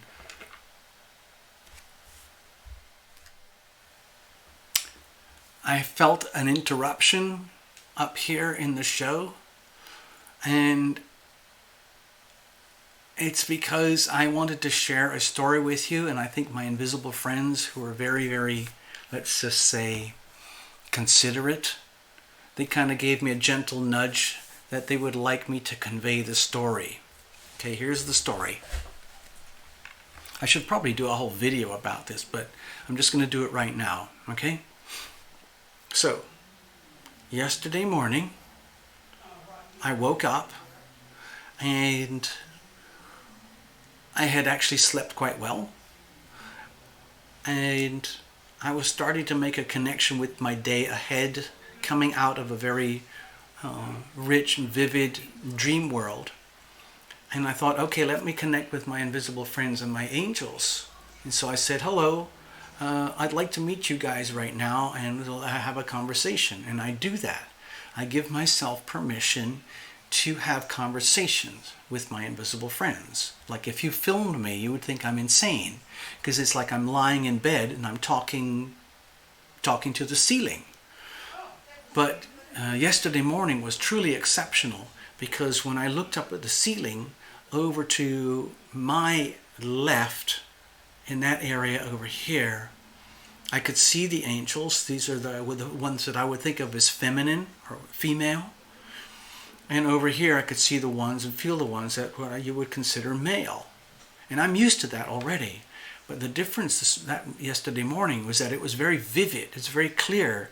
It's almost like what we're doing here right now. I could actually see like their hair, their facial expressions, some clothing, just like we're doing right now. Okay? Or just like if I'm in the lounge, we're hanging out with people. So I saw that, the female over here and the male over here. And I kind of went, wow, you guys are crystal clear today. I hardly ever get to, connect with you to this level of clarity. It's wonderful. It's beautiful. And they were kind of thrilled about that. And so they enhanced it. It's almost like they amplified their energy more to come down to connect with me better, because they could tell that I was, being very open to connect with them better. And then I kind of gazed around, and then I felt this nudge, like it was like this, like, hey, don't forget about us. And that was the guardian angels. And then suddenly I saw this whole row of it's like SWAT teams. I see them. They're kind of like warrior types. They're very militarized, and they're all about protecting and defending me personally. I feel like I'm very lucky. I have a very, very powerful group of guardian angels. Otherwise, I would have been dead many times over for the life that I've led. So I thought, wow, this is so cool. I'm getting really face-on connections with a whole bunch of you. It's almost like I could just kind of go up to the screen and go yeah, hi man, high five, cha-cha, ka-cha.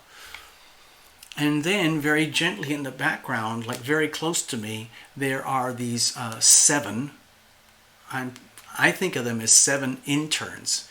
And they're all female, and they're all aged from about 11 to 15 or 16 if they were human beings. And what they are is they are like interns to become more advanced angelic beings, okay? And so what they do is they make it their business to stay very, very close to me, but stay very invisible. They're not really supposed to connect with me in a very conscious way, like I connect with the boss angels. But that's how they learn. And anyway, all I'm trying to say is that yesterday morning was a really exceptionally vivid experience, because I could see all the nuances, like the complexion, the hair color, facial expressions, everything. It was fantastic. Anyway, yeah, I'd like to do, maybe we'll do a whole video about that sometime, but I just wanted to share that with you, okay? So I'm going to go back to your reading now, Ellie Mae.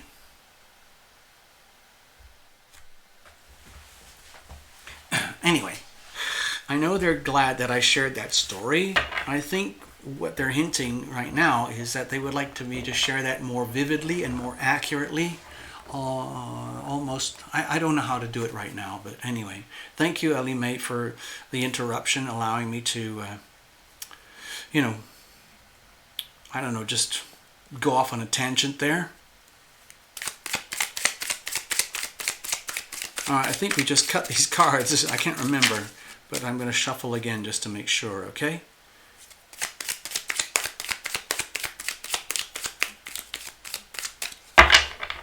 All right, well shuffled. Let's have a look. Okay, I'm breaking it up in quite different ways this time. Here we go. Here's the situation. Here's the challenges. Here's how we're going to handle it. Now, surrounding you, regarding subjects of abundance, career, finance, money, all those things. Okay, So to me, I see a lot of question marks here. With the Queen of Cups, my feeling is that you know you've got it. You know you've got something. You know you have gifts and talents. And of course, one of the most valuable gifts and talents is most hard earned is the energy of love. I'm not talking about romantic love. I'm talking about love as an energy field. I'm talking about the healing power of love as when you consider it as like a universal force from source, from heaven. You know, when I had that little incantation earlier, I asked for the healing power of love to fill my life from up above. That's the kind of love that I'm talking about. It's around us all the time. It's by a decision. We choose to tap into the energy field of love and then optimize that as a resource. You think of it as a resource.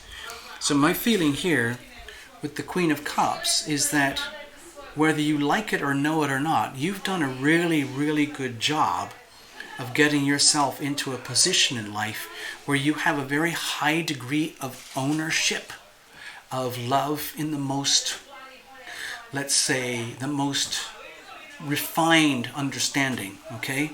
Now, I'm not talking about romantic, like I said. I'm talking about love, like love is as love does. Sometimes being very loving, especially to love thyself, involves having to make very, very tough decisions, like sometimes saying no, using the healing power of no, using the healing power of you if necessary, in order to uphold the value of love here. Love is a very valuable component here, and you know, even though in spirit in heaven there's an infinite supply, down here on earth it's more like a limited resource. You only have a certain number of years in which you are living on this planet. You only have a certain number of hours in the day in which you can take action. Whether you're young, middle, or older, what are you going to do with your time?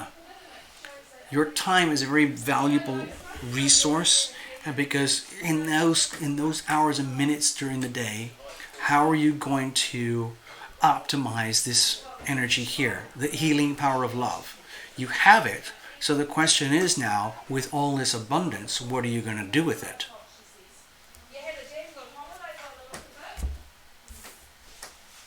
Alright, here's the situation. Whoa, serious girl power going on here, Ellie Mae. So with the Queen of Wands, I think it's time. We're at a point now in your life cycle, where it's time for you to recognize your splendor, your power, your dignity, and start to live up to that. You know, a lot of people dumb themselves down in order to fit in order to get along with society and supposedly make their lives easier. Okay? So the thing is, if you're one of these people, Ellie Mae, who has a lot of resources, a lot of this energy is hard earned. You see these two queens here together. My feeling is that part of you knows this already. Part of you also knows that you have been, I'm not saying hiding your light or shielding your light, or it's more like protecting this energy, because you don't really fully understand what it is or where it came from or what you're supposed to do with it. And so that's a big challenge.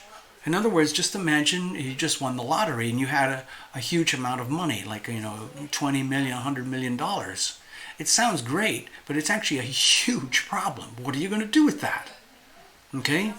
So over here, that's what I'm sensing. The situation is that you are kind of coming into a period in your life of radiance, of sovereignty of self, of very, very powerful feminine energy, and it is your duty now to live up to that energy.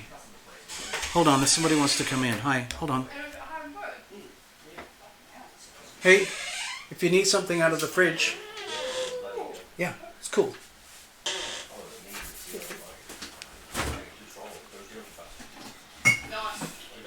Ooh, that sounds like a good idea. I heard that clinking bottle sound. Oh, yeah. Stu and Chloe are here. Oh, okay. Hello, hello. I'll be out in a while. Oh, some of the friends and neighbors just showed up. Okay, Ellie Mae. So, what's happening here? Sorry, they had to get in here in the office, and there's a little freezer out in the back where they keep some beverages. Okay, anyway, Ellie Mae. To me, it says like it's time for you to recognize your girl power and time to shine and rise up into your light. Okay? In a very dignified, feminine, powerful, authentic, genuine manner. Okay? There's a lot of energy here of like what I see as kindness and generosity. It's almost like the reluctant princess type of energy is what I'm sensing. Like, oh my God. So it's like Ellie Mae. What I'm seeing here is like, Ellie Mae, this is your time. You're coming into a point of awareness now where you do have a lot to offer. Okay? You've always had it. You've always known it. But you've never really kind of brought it into manifestation because you've never really understood it or been able to define it, what it really, really is. But now this moment is here. At the time of this reading, with this Aquarius new moon, I think it's a brilliant time, a really amazing time for you to look around you and take full advantage of all the reflections that come to you from, everybody who crosses your path in life, everybody you come across, somebody at the grocery store, a parent, an aunt, an uncle, a business partner, or whatever it is, anything where it's important that where you get to see the reflection of yourself in that person. And then realize kind of your awesomeness. But see, the thing is also, with great power comes great responsibility. And a lot of people don't want to take on great responsibilities with great power because it comes with great responsibilities. And that can be a real chore. In other words, can I just be queen? Can I just be Queen Ellie Mae? Queen Ellie Mae and just have all the good stuff? I can go to the balls and the parties and travel the world and just be a queen. You can't do that. There's a lot. In other words, you have a very important role to fulfill here with your energy and your power. The question is, what does that look like? Okay? So the challenges are, okay, to me it feels like you don't really like the feeling of being swept into this because it makes you feel as though you're not the boss, you're not in control, you're not the queen bee of your whole life and your whole world. And that's kind of annoying. So to me it looks like you're being called. This is almost like a calling. You're being called, you are being pulled, you are having your light reflected back to you in such a way that you cannot ignore this anymore. You can't set it aside and just kind of like, all I want to do is have the good things of being a queen, but I don't want all the heavy burdens and responsibilities. I'm sorry it all goes together here. And the thing that's really uncomfortable is the feeling that you don't have any control over this experience or this phenomenon or this process at all. And like, well, wait a minute, if I've got all this, how come I can't control the way this all works?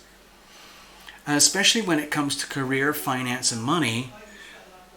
In other words, like, for the energy of abundance and career and finance to work for you, it looks to me that it's almost like having to accept that there is a higher calling for you that you might have been suppressing or avoiding or denying because you didn't want the responsibilities that come with it.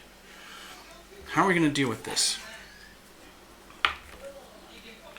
Okay, I think you're going to have to live through the pain of realization, the pain of awakening to your own awesomeness. Okay? It's almost like, damn it, I wish I'd never come to this show. I wish I'd never bought a reading from Tarot Lumination because he's saying exactly the things that I didn't want to hear. He's telling me that I am gorgeous in my own way. I have this to offer. I have that to offer. It is my duty to wear the crown and serve the way that I was born to be, in my full glory, in my full light, and being effectively an ambassador of the healing power of love. Damn it! Damn it!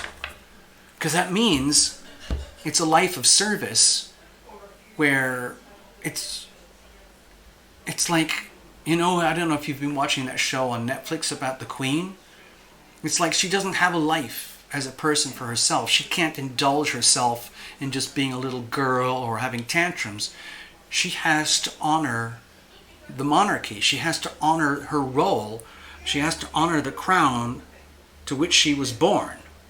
And in some ways, you know, it's a curse.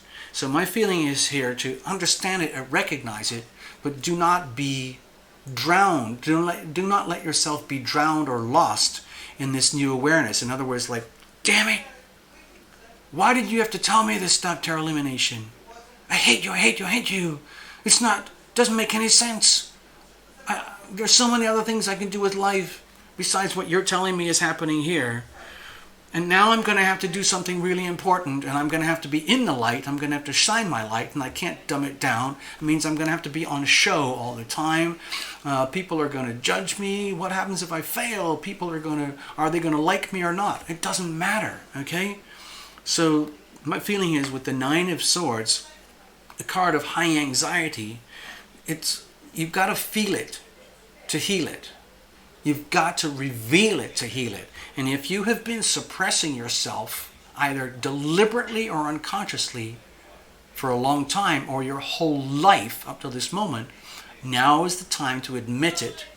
And it might be a very painful admission, but at least it's time to know that this is like where things are right now. And it's kind of fated, so there's no way out. So you might as well just go off and have a hissy tantrum, get it out of your system, and, you know, rant and rave. And it might be a really good idea to talk about this reading with some of your friends and close ones and loved ones, and ask them for feedback. Like, you know, you don't have to be really, I don't know, arrogant or narcissistic about it, but it might be really informative for you, Ellie Mae, to go to some friends and family of yours and ask them, listen, this is actually really hard to do, Ellie Mae. I'm not saying I could do it myself. It would take almost too much courage, but like, dear loved ones, have you ever noticed certain traits or characteristics in me that I've been dumbing down or avoiding, or have you ever thought of me as being this or that or that or that? If so, I would love to know. Like if you've always had a career or an ambition to be like a shoe designer or something, but everyone else thinks, no, Ellie Mae, you need to be like, a boss or a leader of something, a conveyor of some kind of conduit, and it might not be such obvious fun as what you might have wanted to do as a little girl or as a teenager or as a young adult or something like that. But then there's a bigger calling. But what is that? What is that? I think it's time to find out what it is.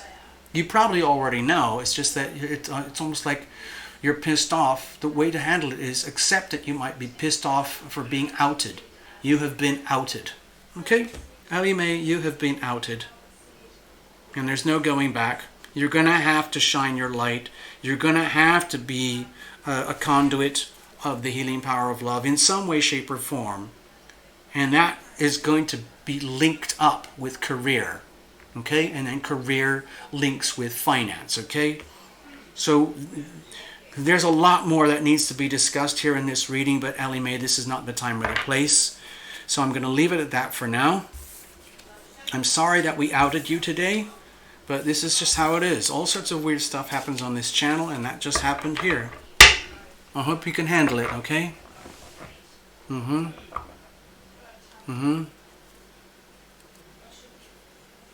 Star's the limit. Hello, Star's the limit. Yeah. Star's the limit just showed up, I think. Well, somebody got their notifications. At least a couple people. Thank you, Ellie Mae. I'm going to put this aside here. What have we got now? I'm going to read for Candace next. Candace, did you have a particular theme or subject? I forgot. Candace? Here we go. You see, this is how we do this. We are experts on this show. Candace Martin, here you go. Candace Martin, by the way, I believe that you were kind of outed recently as a healer. It's kind of a curse in a way, isn't it, when you get outed on a show like this and then you realize, oh my gosh, does that mean I'm going to actually have to do this stuff? Okay. Wait a minute, no, I'm not doing, yes, I am doing Candace next. Okay. Okay, so you're open to whatever comes up. All right, thank you. That's great. By the way, everybody, Candace is relatively new to the channel. We've been going here about 3 years, and I think Candace joined us in the last few months. Welcome aboard, Candace. And Candace kind of dived in the deep end. She met with several of the psychics and the mediums who come here, and I think they gave her a really profound validation of who Candace really is as a person and where to go from here. And I think Candace really needed to know that. So Candace is like one of these people who I think is enjoying the benefits of hanging around here at the channel, doing what we do and how we do it. Because a lot of the time, people who come to this channel are at a breaking point, especially the healers and the psychics and the mediums and the Reiki people, the energy healers, the nurses, the caretakers, who are, you know, they're already very advanced in their own self-healing, but they just need a little something extra. So that's how they end up here. And most of it ends up by chance. So in other words, if you're here, you needed to be here. Those who need to be here will find it.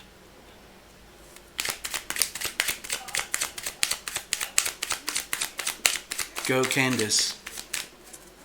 Go Candace. And then after Candace, we're going to go to Queen of Water. I think that's how it works. I think that's what it said on my chart. Jasmine's here. Hey! Hey Jasmine, I see you. Yeah. Here we go. And here we go.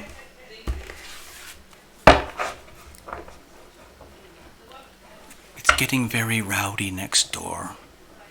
I'm very tempted to have one of my beverages so I can feel like I belong. I just had to say that. Alright Candace, here you go. This is all about you. I think you're over in New York, aren't you, on the East Coast? Alright, here we go. You know, I'm going to shuffle it again. I need to shuffle it a bit more. Excuse me.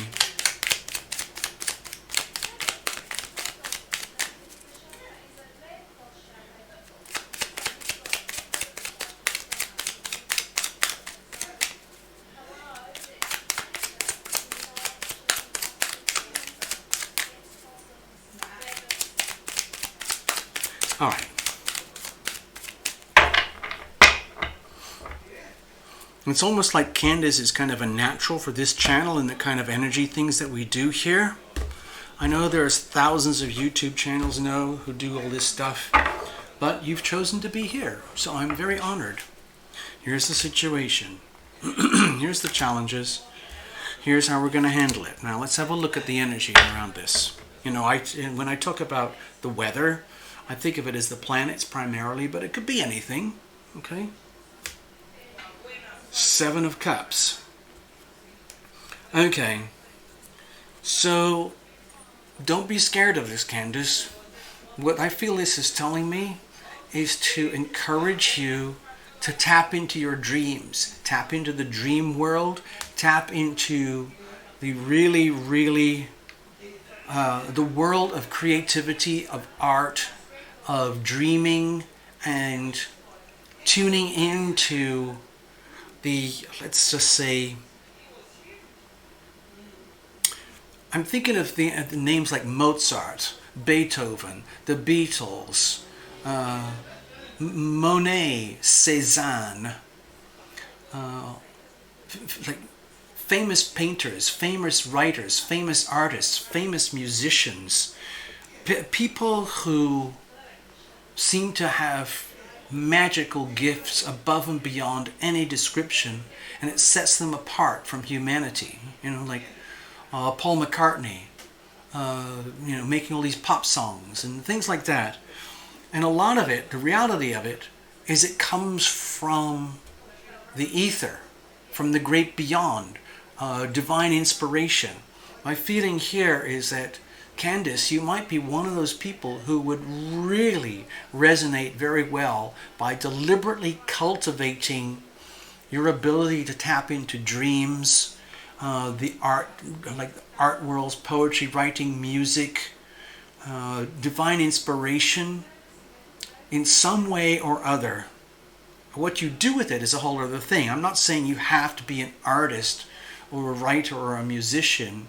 You could be anything, but what I'm suggesting here, the way the planets are right now, circumstances in your life right now are very, very ripe, like juicy fruit, ripe, juicy fruit for you to explore and find out what these things are and use these as, like an artist would do in making a painting, or because I like to make music. So I resonate very strongly with this card, like for divine inspiration when I want to write a song. Okay, like if you've got an idea about how you want to formulate your life, for example, but you don't know how to do it in writing a business plan exactly right now, it's a really good opportunity to tap into the energy of divinity. Okay? Okay, what's the situation? Okay, it looks like you really want to do something about it, and you want to do something with it.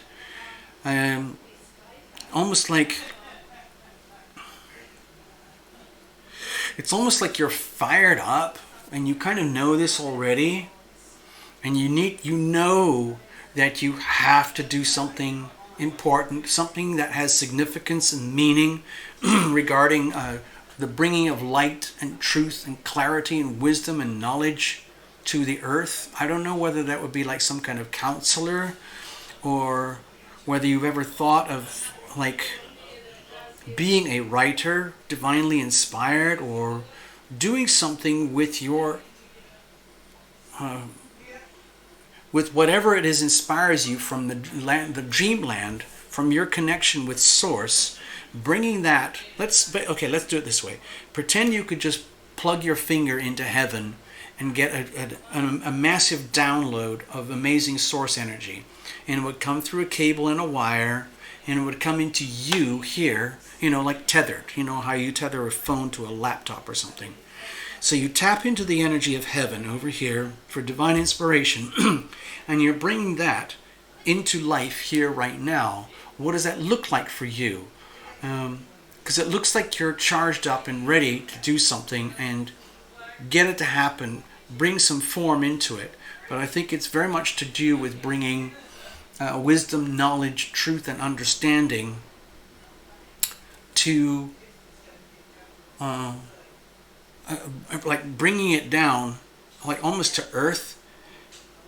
So like to bring understanding into places or worlds or situations where there's a lot of chaos. Okay, it might be that you have a gift to bring light, understanding, wisdom, truth, and clarity into situations where there's a lot of fog and confusion, and somebody has to do that. I'm not saying this is not a career reading or anything, Candice. I don't really know where it's going, but what is the fear that's attached with this? Okay. Well, with the Ten of Cups here, my feeling is that it's almost like it's almost I'm almost imagining that I'm Candice right now. Oh my gosh. Oh my God. If I'm Candice and I really honor my true self deep inside, and I allow myself to tap into the energy of divinity, source, dreamlands, tap into that and take it like a funnel and pump it into my life and do that which is my calling, my mission, my duty that I know at the deep soul level, I'm terrified that it's going to take me away from the chance to have all the things that a lot of people, girls, women would love, which is to have a home and a family. All the sweet, sweet good stuff, you know? To me, so don't be, I mean, I would understand if you're frightened about that. In other words, if you're starting to map out a new life ahead of you about what to do and how to do it, you might be feeling frightened the more and more and more you tap into like your sense of duty and mission and purpose here on planet Earth. It takes you farther and farther and farther away from like the traditional understandings of love and happiness and life on this planet, like having the perfect mate, the perfect sweetheart, the perfect home, the perfect children, the perfect family, and all the abundance that goes with it, and love and love and love all day, every day. All we need is love. So I could understand that as a deep fear. Like, in other words, if I go that way, am I going to lose all that? Okay, how do we deal with it? Okay, so to me there's an energy here with the Queen of Pentacles about serious conditioning. It's almost like you need to go through like a almost like an indoctrination process where you come to deep understandings of the energy of gratitude, the energy of wealth and abundance, understanding what real wealth is, what real abundance is, and it's like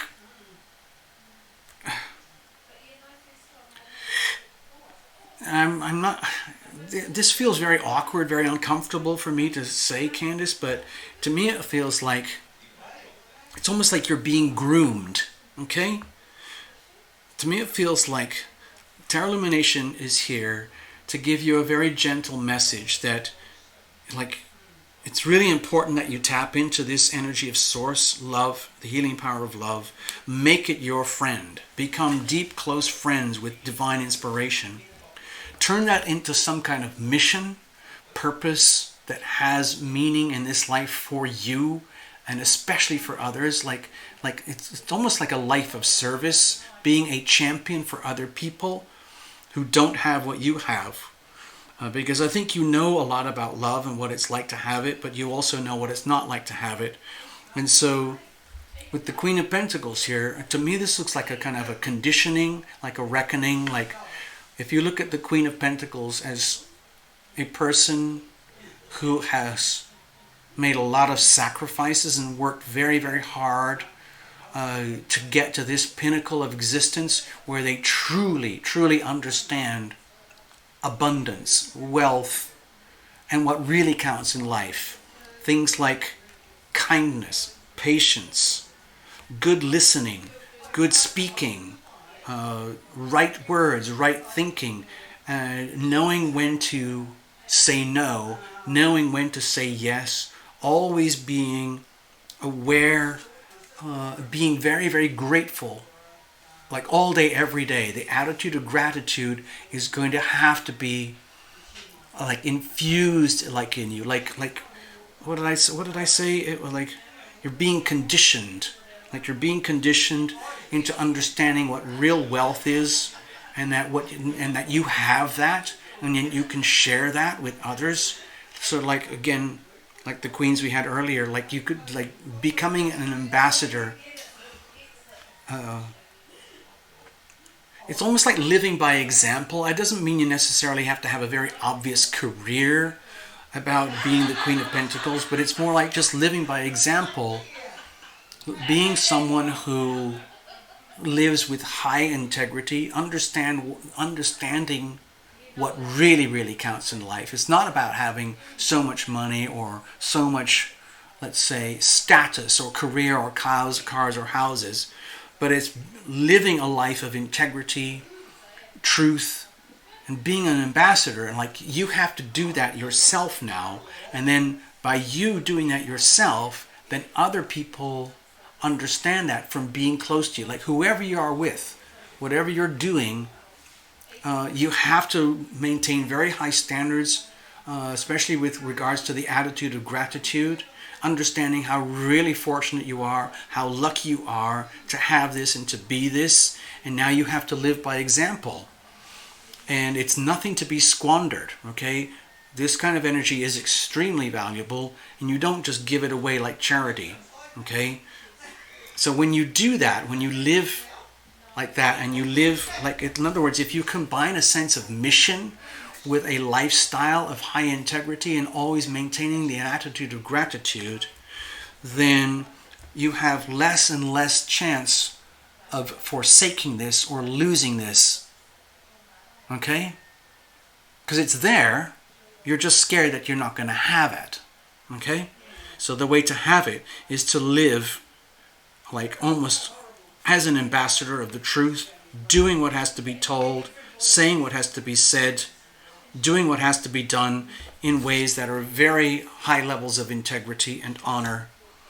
So you live by example, and then other people see that.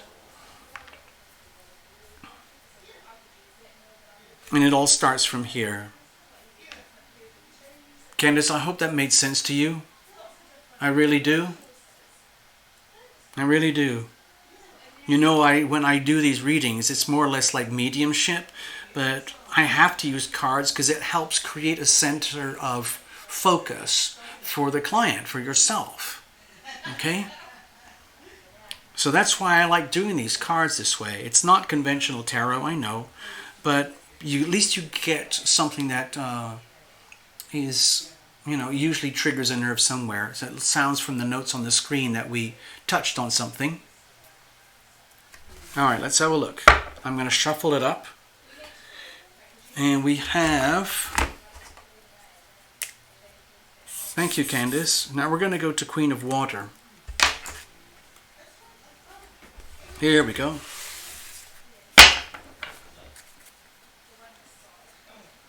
Oh, I don't mean to make you cry. Well, at least I guess if we're at that level, then at least the reading had some meaning for you. Obviously, we might have touched a bit of a nerve that I hadn't intended or planned, but it's okay.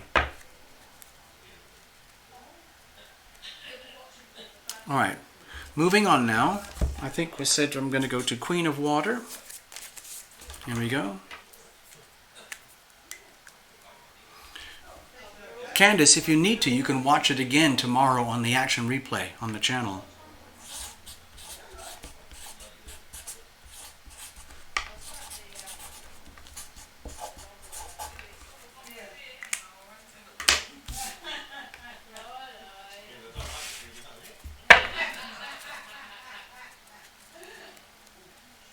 All right.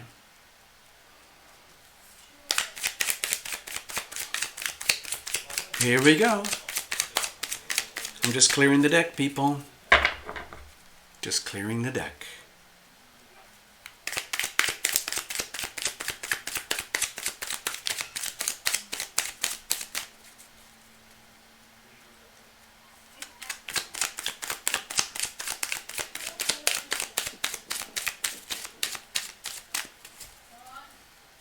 Let's have a look. Here we go.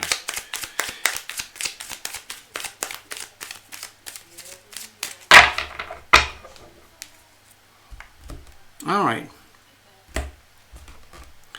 Let's bless this deck. Bless every single card. Queen of Water, if you have an issue in particular, a very specific subject, 1 or 2 words, you can type it in the screen. Otherwise, I'm going to go completely blind for you, okay?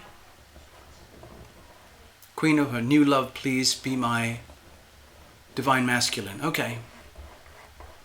All right, let's have a look. So you're looking for, it's almost like a love reading, okay? So let's do this again. I'm going to do it again. Hope you don't mind. Here's the situation. Here's the challenges. Here's how we're going to handle it. It sounds like you're doing a little prayer there. New love, please be my divine masculine. Now, I don't know if this is going to be about love or relationship, okay? Let's have a look. Okay, with the 5 of Swords here, Uh, to me, it feels as though you're in a situation like an energy field, an energy current right now, where it would be futile to try and force an agenda. Okay? By like like things have to be a certain way because that's how I've decided they have to be. And I'm very smart, I'm very right, and I have the right to be who I am, how I am, the way I am, and why I am the way I am, and who I am. And that's great. On the other hand, if that kind of energy is purely to satisfy like a previously established expectation of how life should be for you, you could actually end up alienating the situation or the people or the desire or the dream from manifesting at all. So you have to be very, very careful. Going back to something more simple, with the Five of Swords here, my feeling is like be very, very careful of getting like stuck in revolving conversations that don't have any resolution or outcome.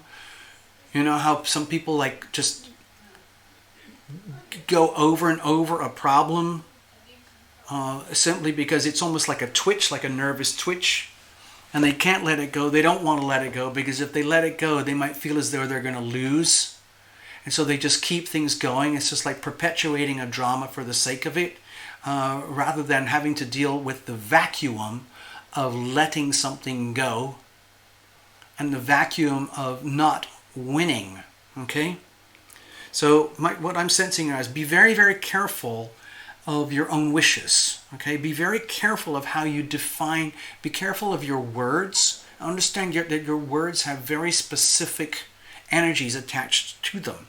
You might be saying one thing one way, but the way it's interpreted by others or a significant other might be quite different. So be very, very careful, okay?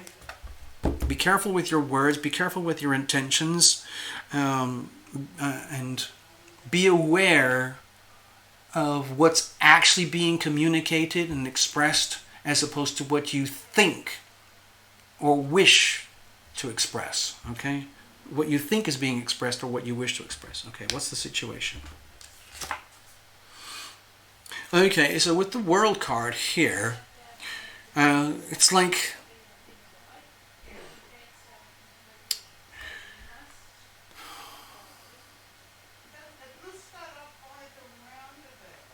it's almost like everything is complete already.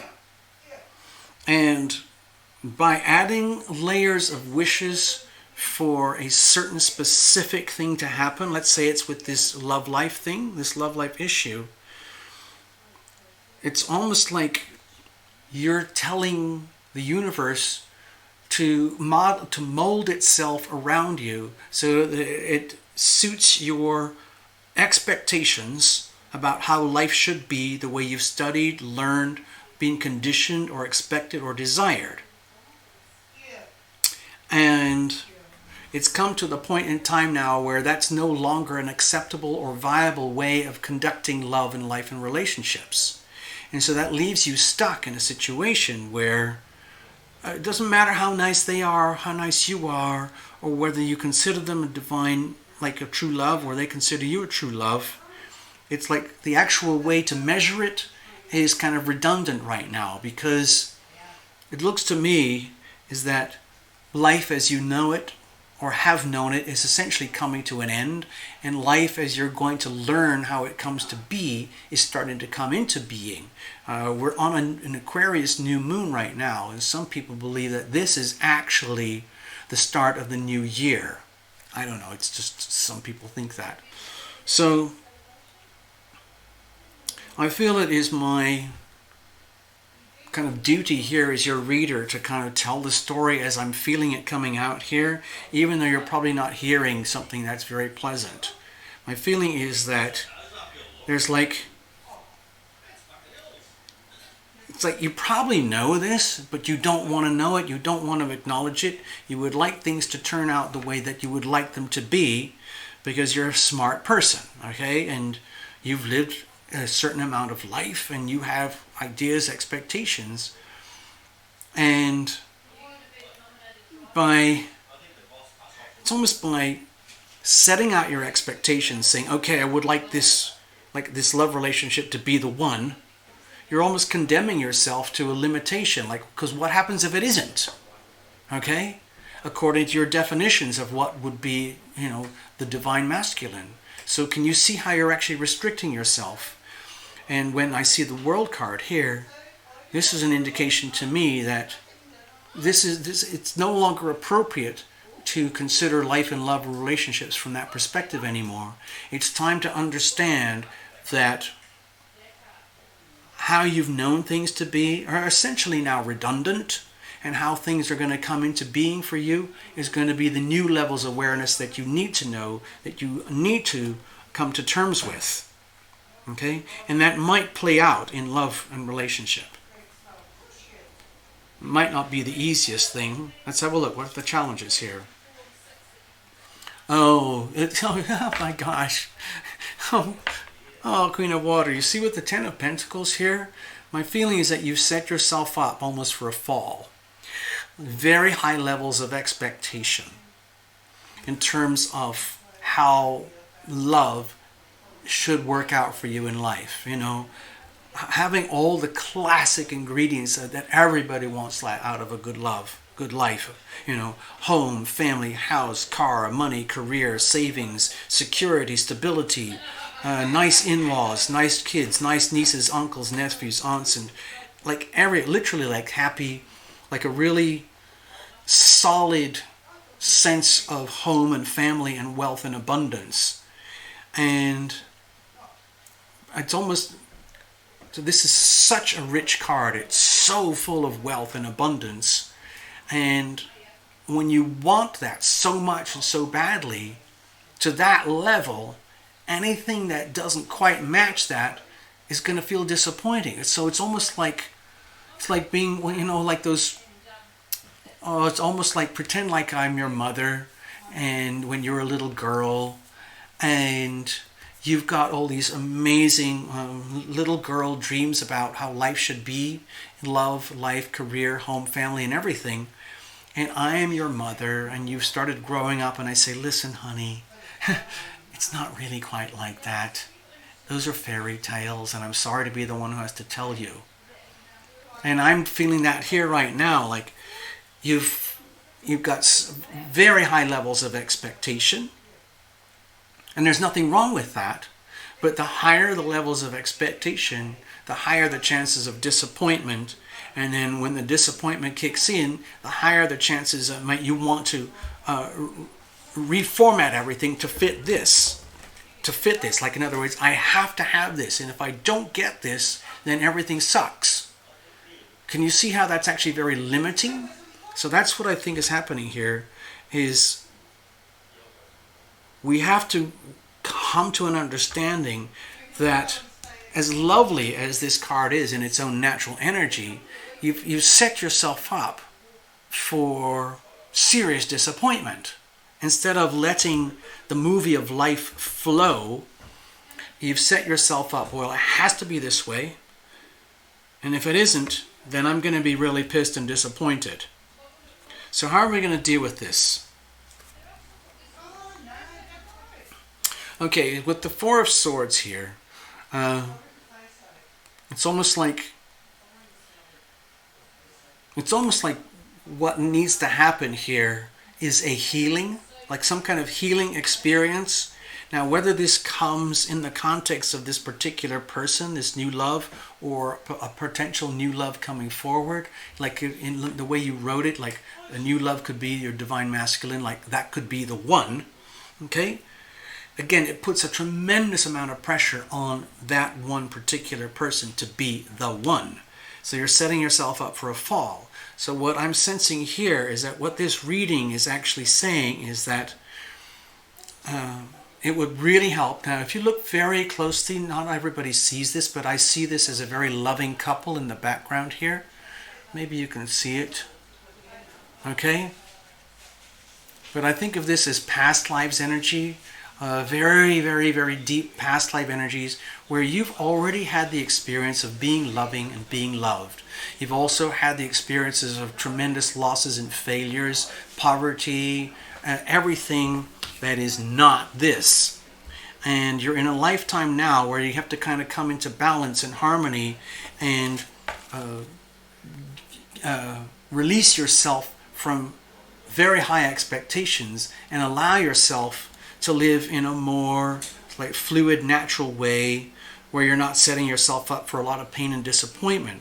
So it feels to me here with the Four of Swords, what it needs to happen right now is a journey of deep personal inner healing and almost like detaching yourself and separating yourself from these extreme high levels of expectations and start getting used to living with a more fluid and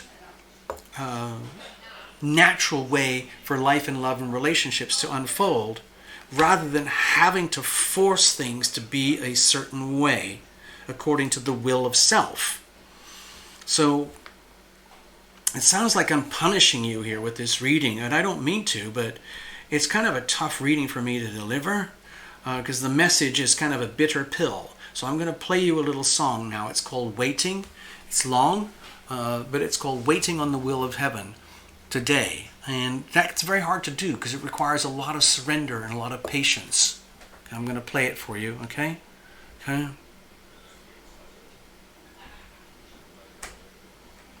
I'm just going to put waiting. Hold on. I'm going to play this song.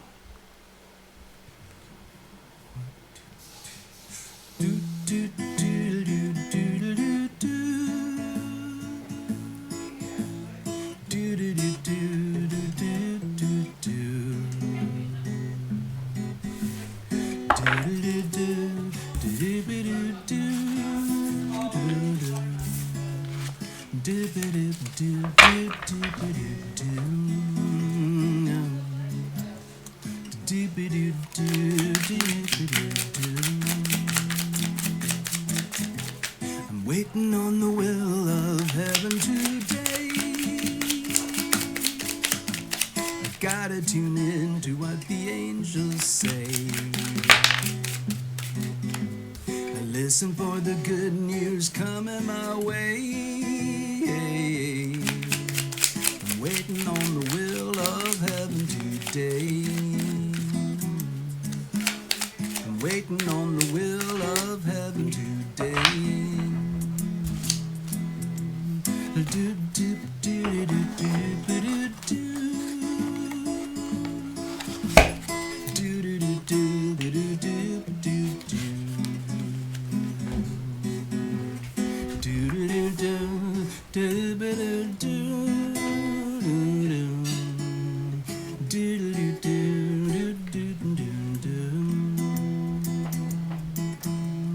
Do, do, do, do, do, do, do. Walking in circles, feeding all the birds, climbing up a mountain, looking around. Yeah, yeah, smelling all the flowers, staring at the moon.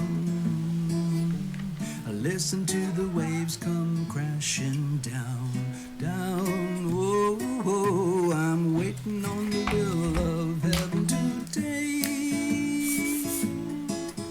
I gotta tune in to what the angels say. I listen for the good news coming my way. I'm waiting on the will of heaven today. I'm waiting on the will of heaven today. Smelling all the flowers, staring at the moon. Listen to the waves come crashing down, down. walking in circles, feeding all the birds, climbing up a mountain, looking around. Yeah, yeah, yeah. I'm waiting on the will of heaven today. I gotta tune in to what the angels say. I'm waiting on the good news coming my way. Hey, hey. I'm waiting on the will of heaven today. I'm waiting on the will of heaven today. Do, do, do, do, do, do, do, do. Do, do, do, do, do, do, do, do. Do, do, do, do, ba-do, ba-do, do, do, do. Do, do, do, do, do, do, ba-do, do. Do, do, do, do, do, do, do, do. I'm waiting on the will of heaven today. I gotta tune in to what the angels say. I listen for the good news coming my way. I'm waiting on the will of heaven today. I'm waiting on the will of heaven today. I'm waiting on the will of heaven today.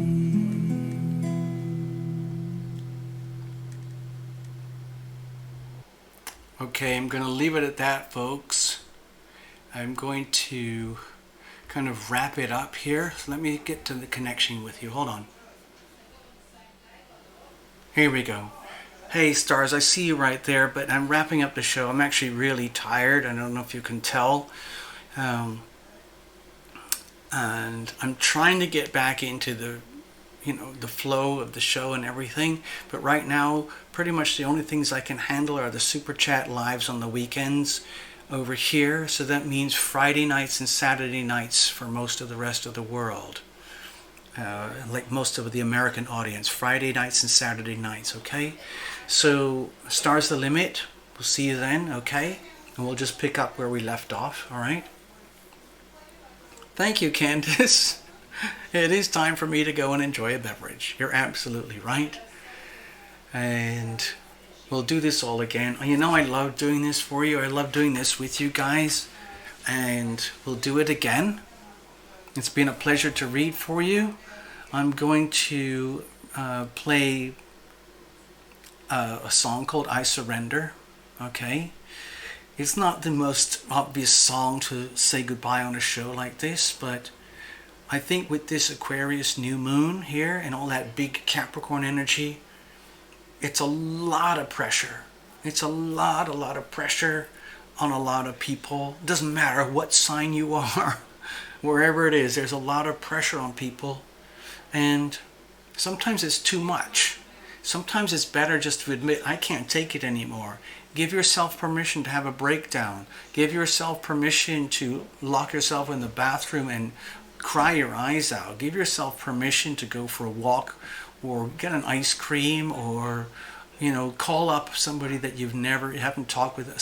Just give yourself permission to do something which is just about letting go and just surrender to how things are. Just accepting how things are. It's very hard to do, but it's very liberating. It releases you from the world of expectations, which is what we've talked about already here this evening. So I'm going to play the song, and then I'm going to check out with everybody. Okay? Let's see, I think it's this one here. Where is it? Hold on.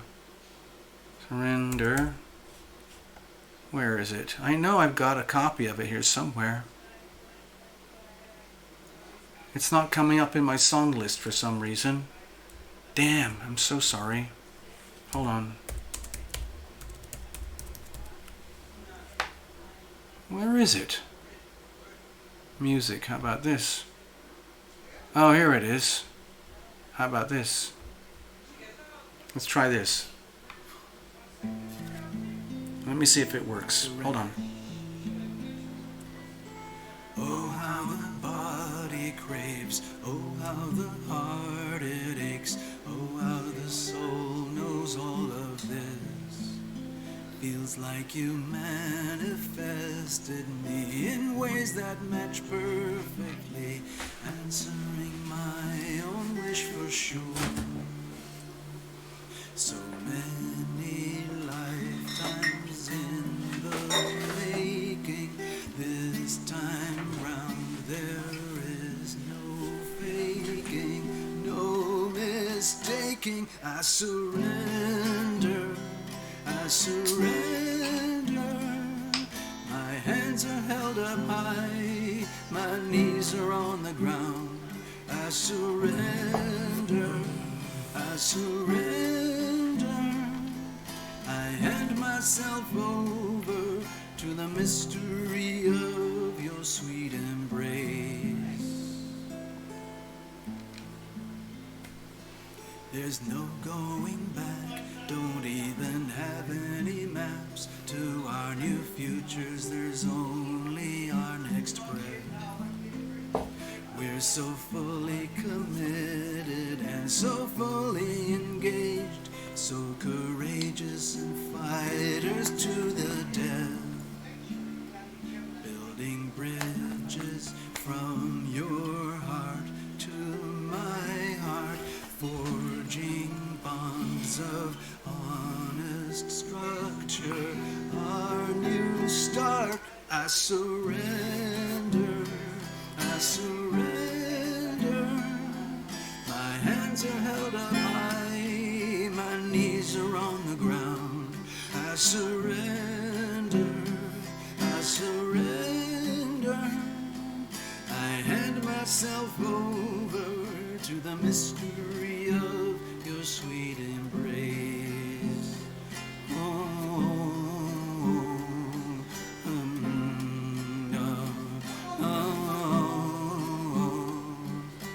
There's no way around this, only way out is through. There's no way around this, open the door to bliss. Only way out is through, that's what we're gonna do, yeah.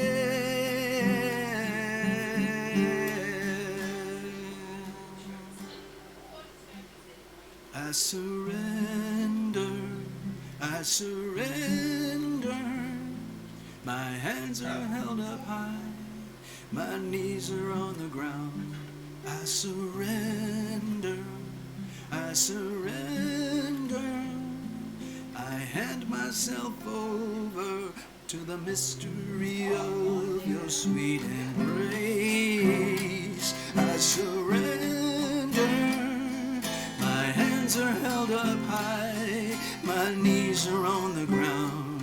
I surrender, I surrender. I hand myself over to the mystery of your sweet embrace.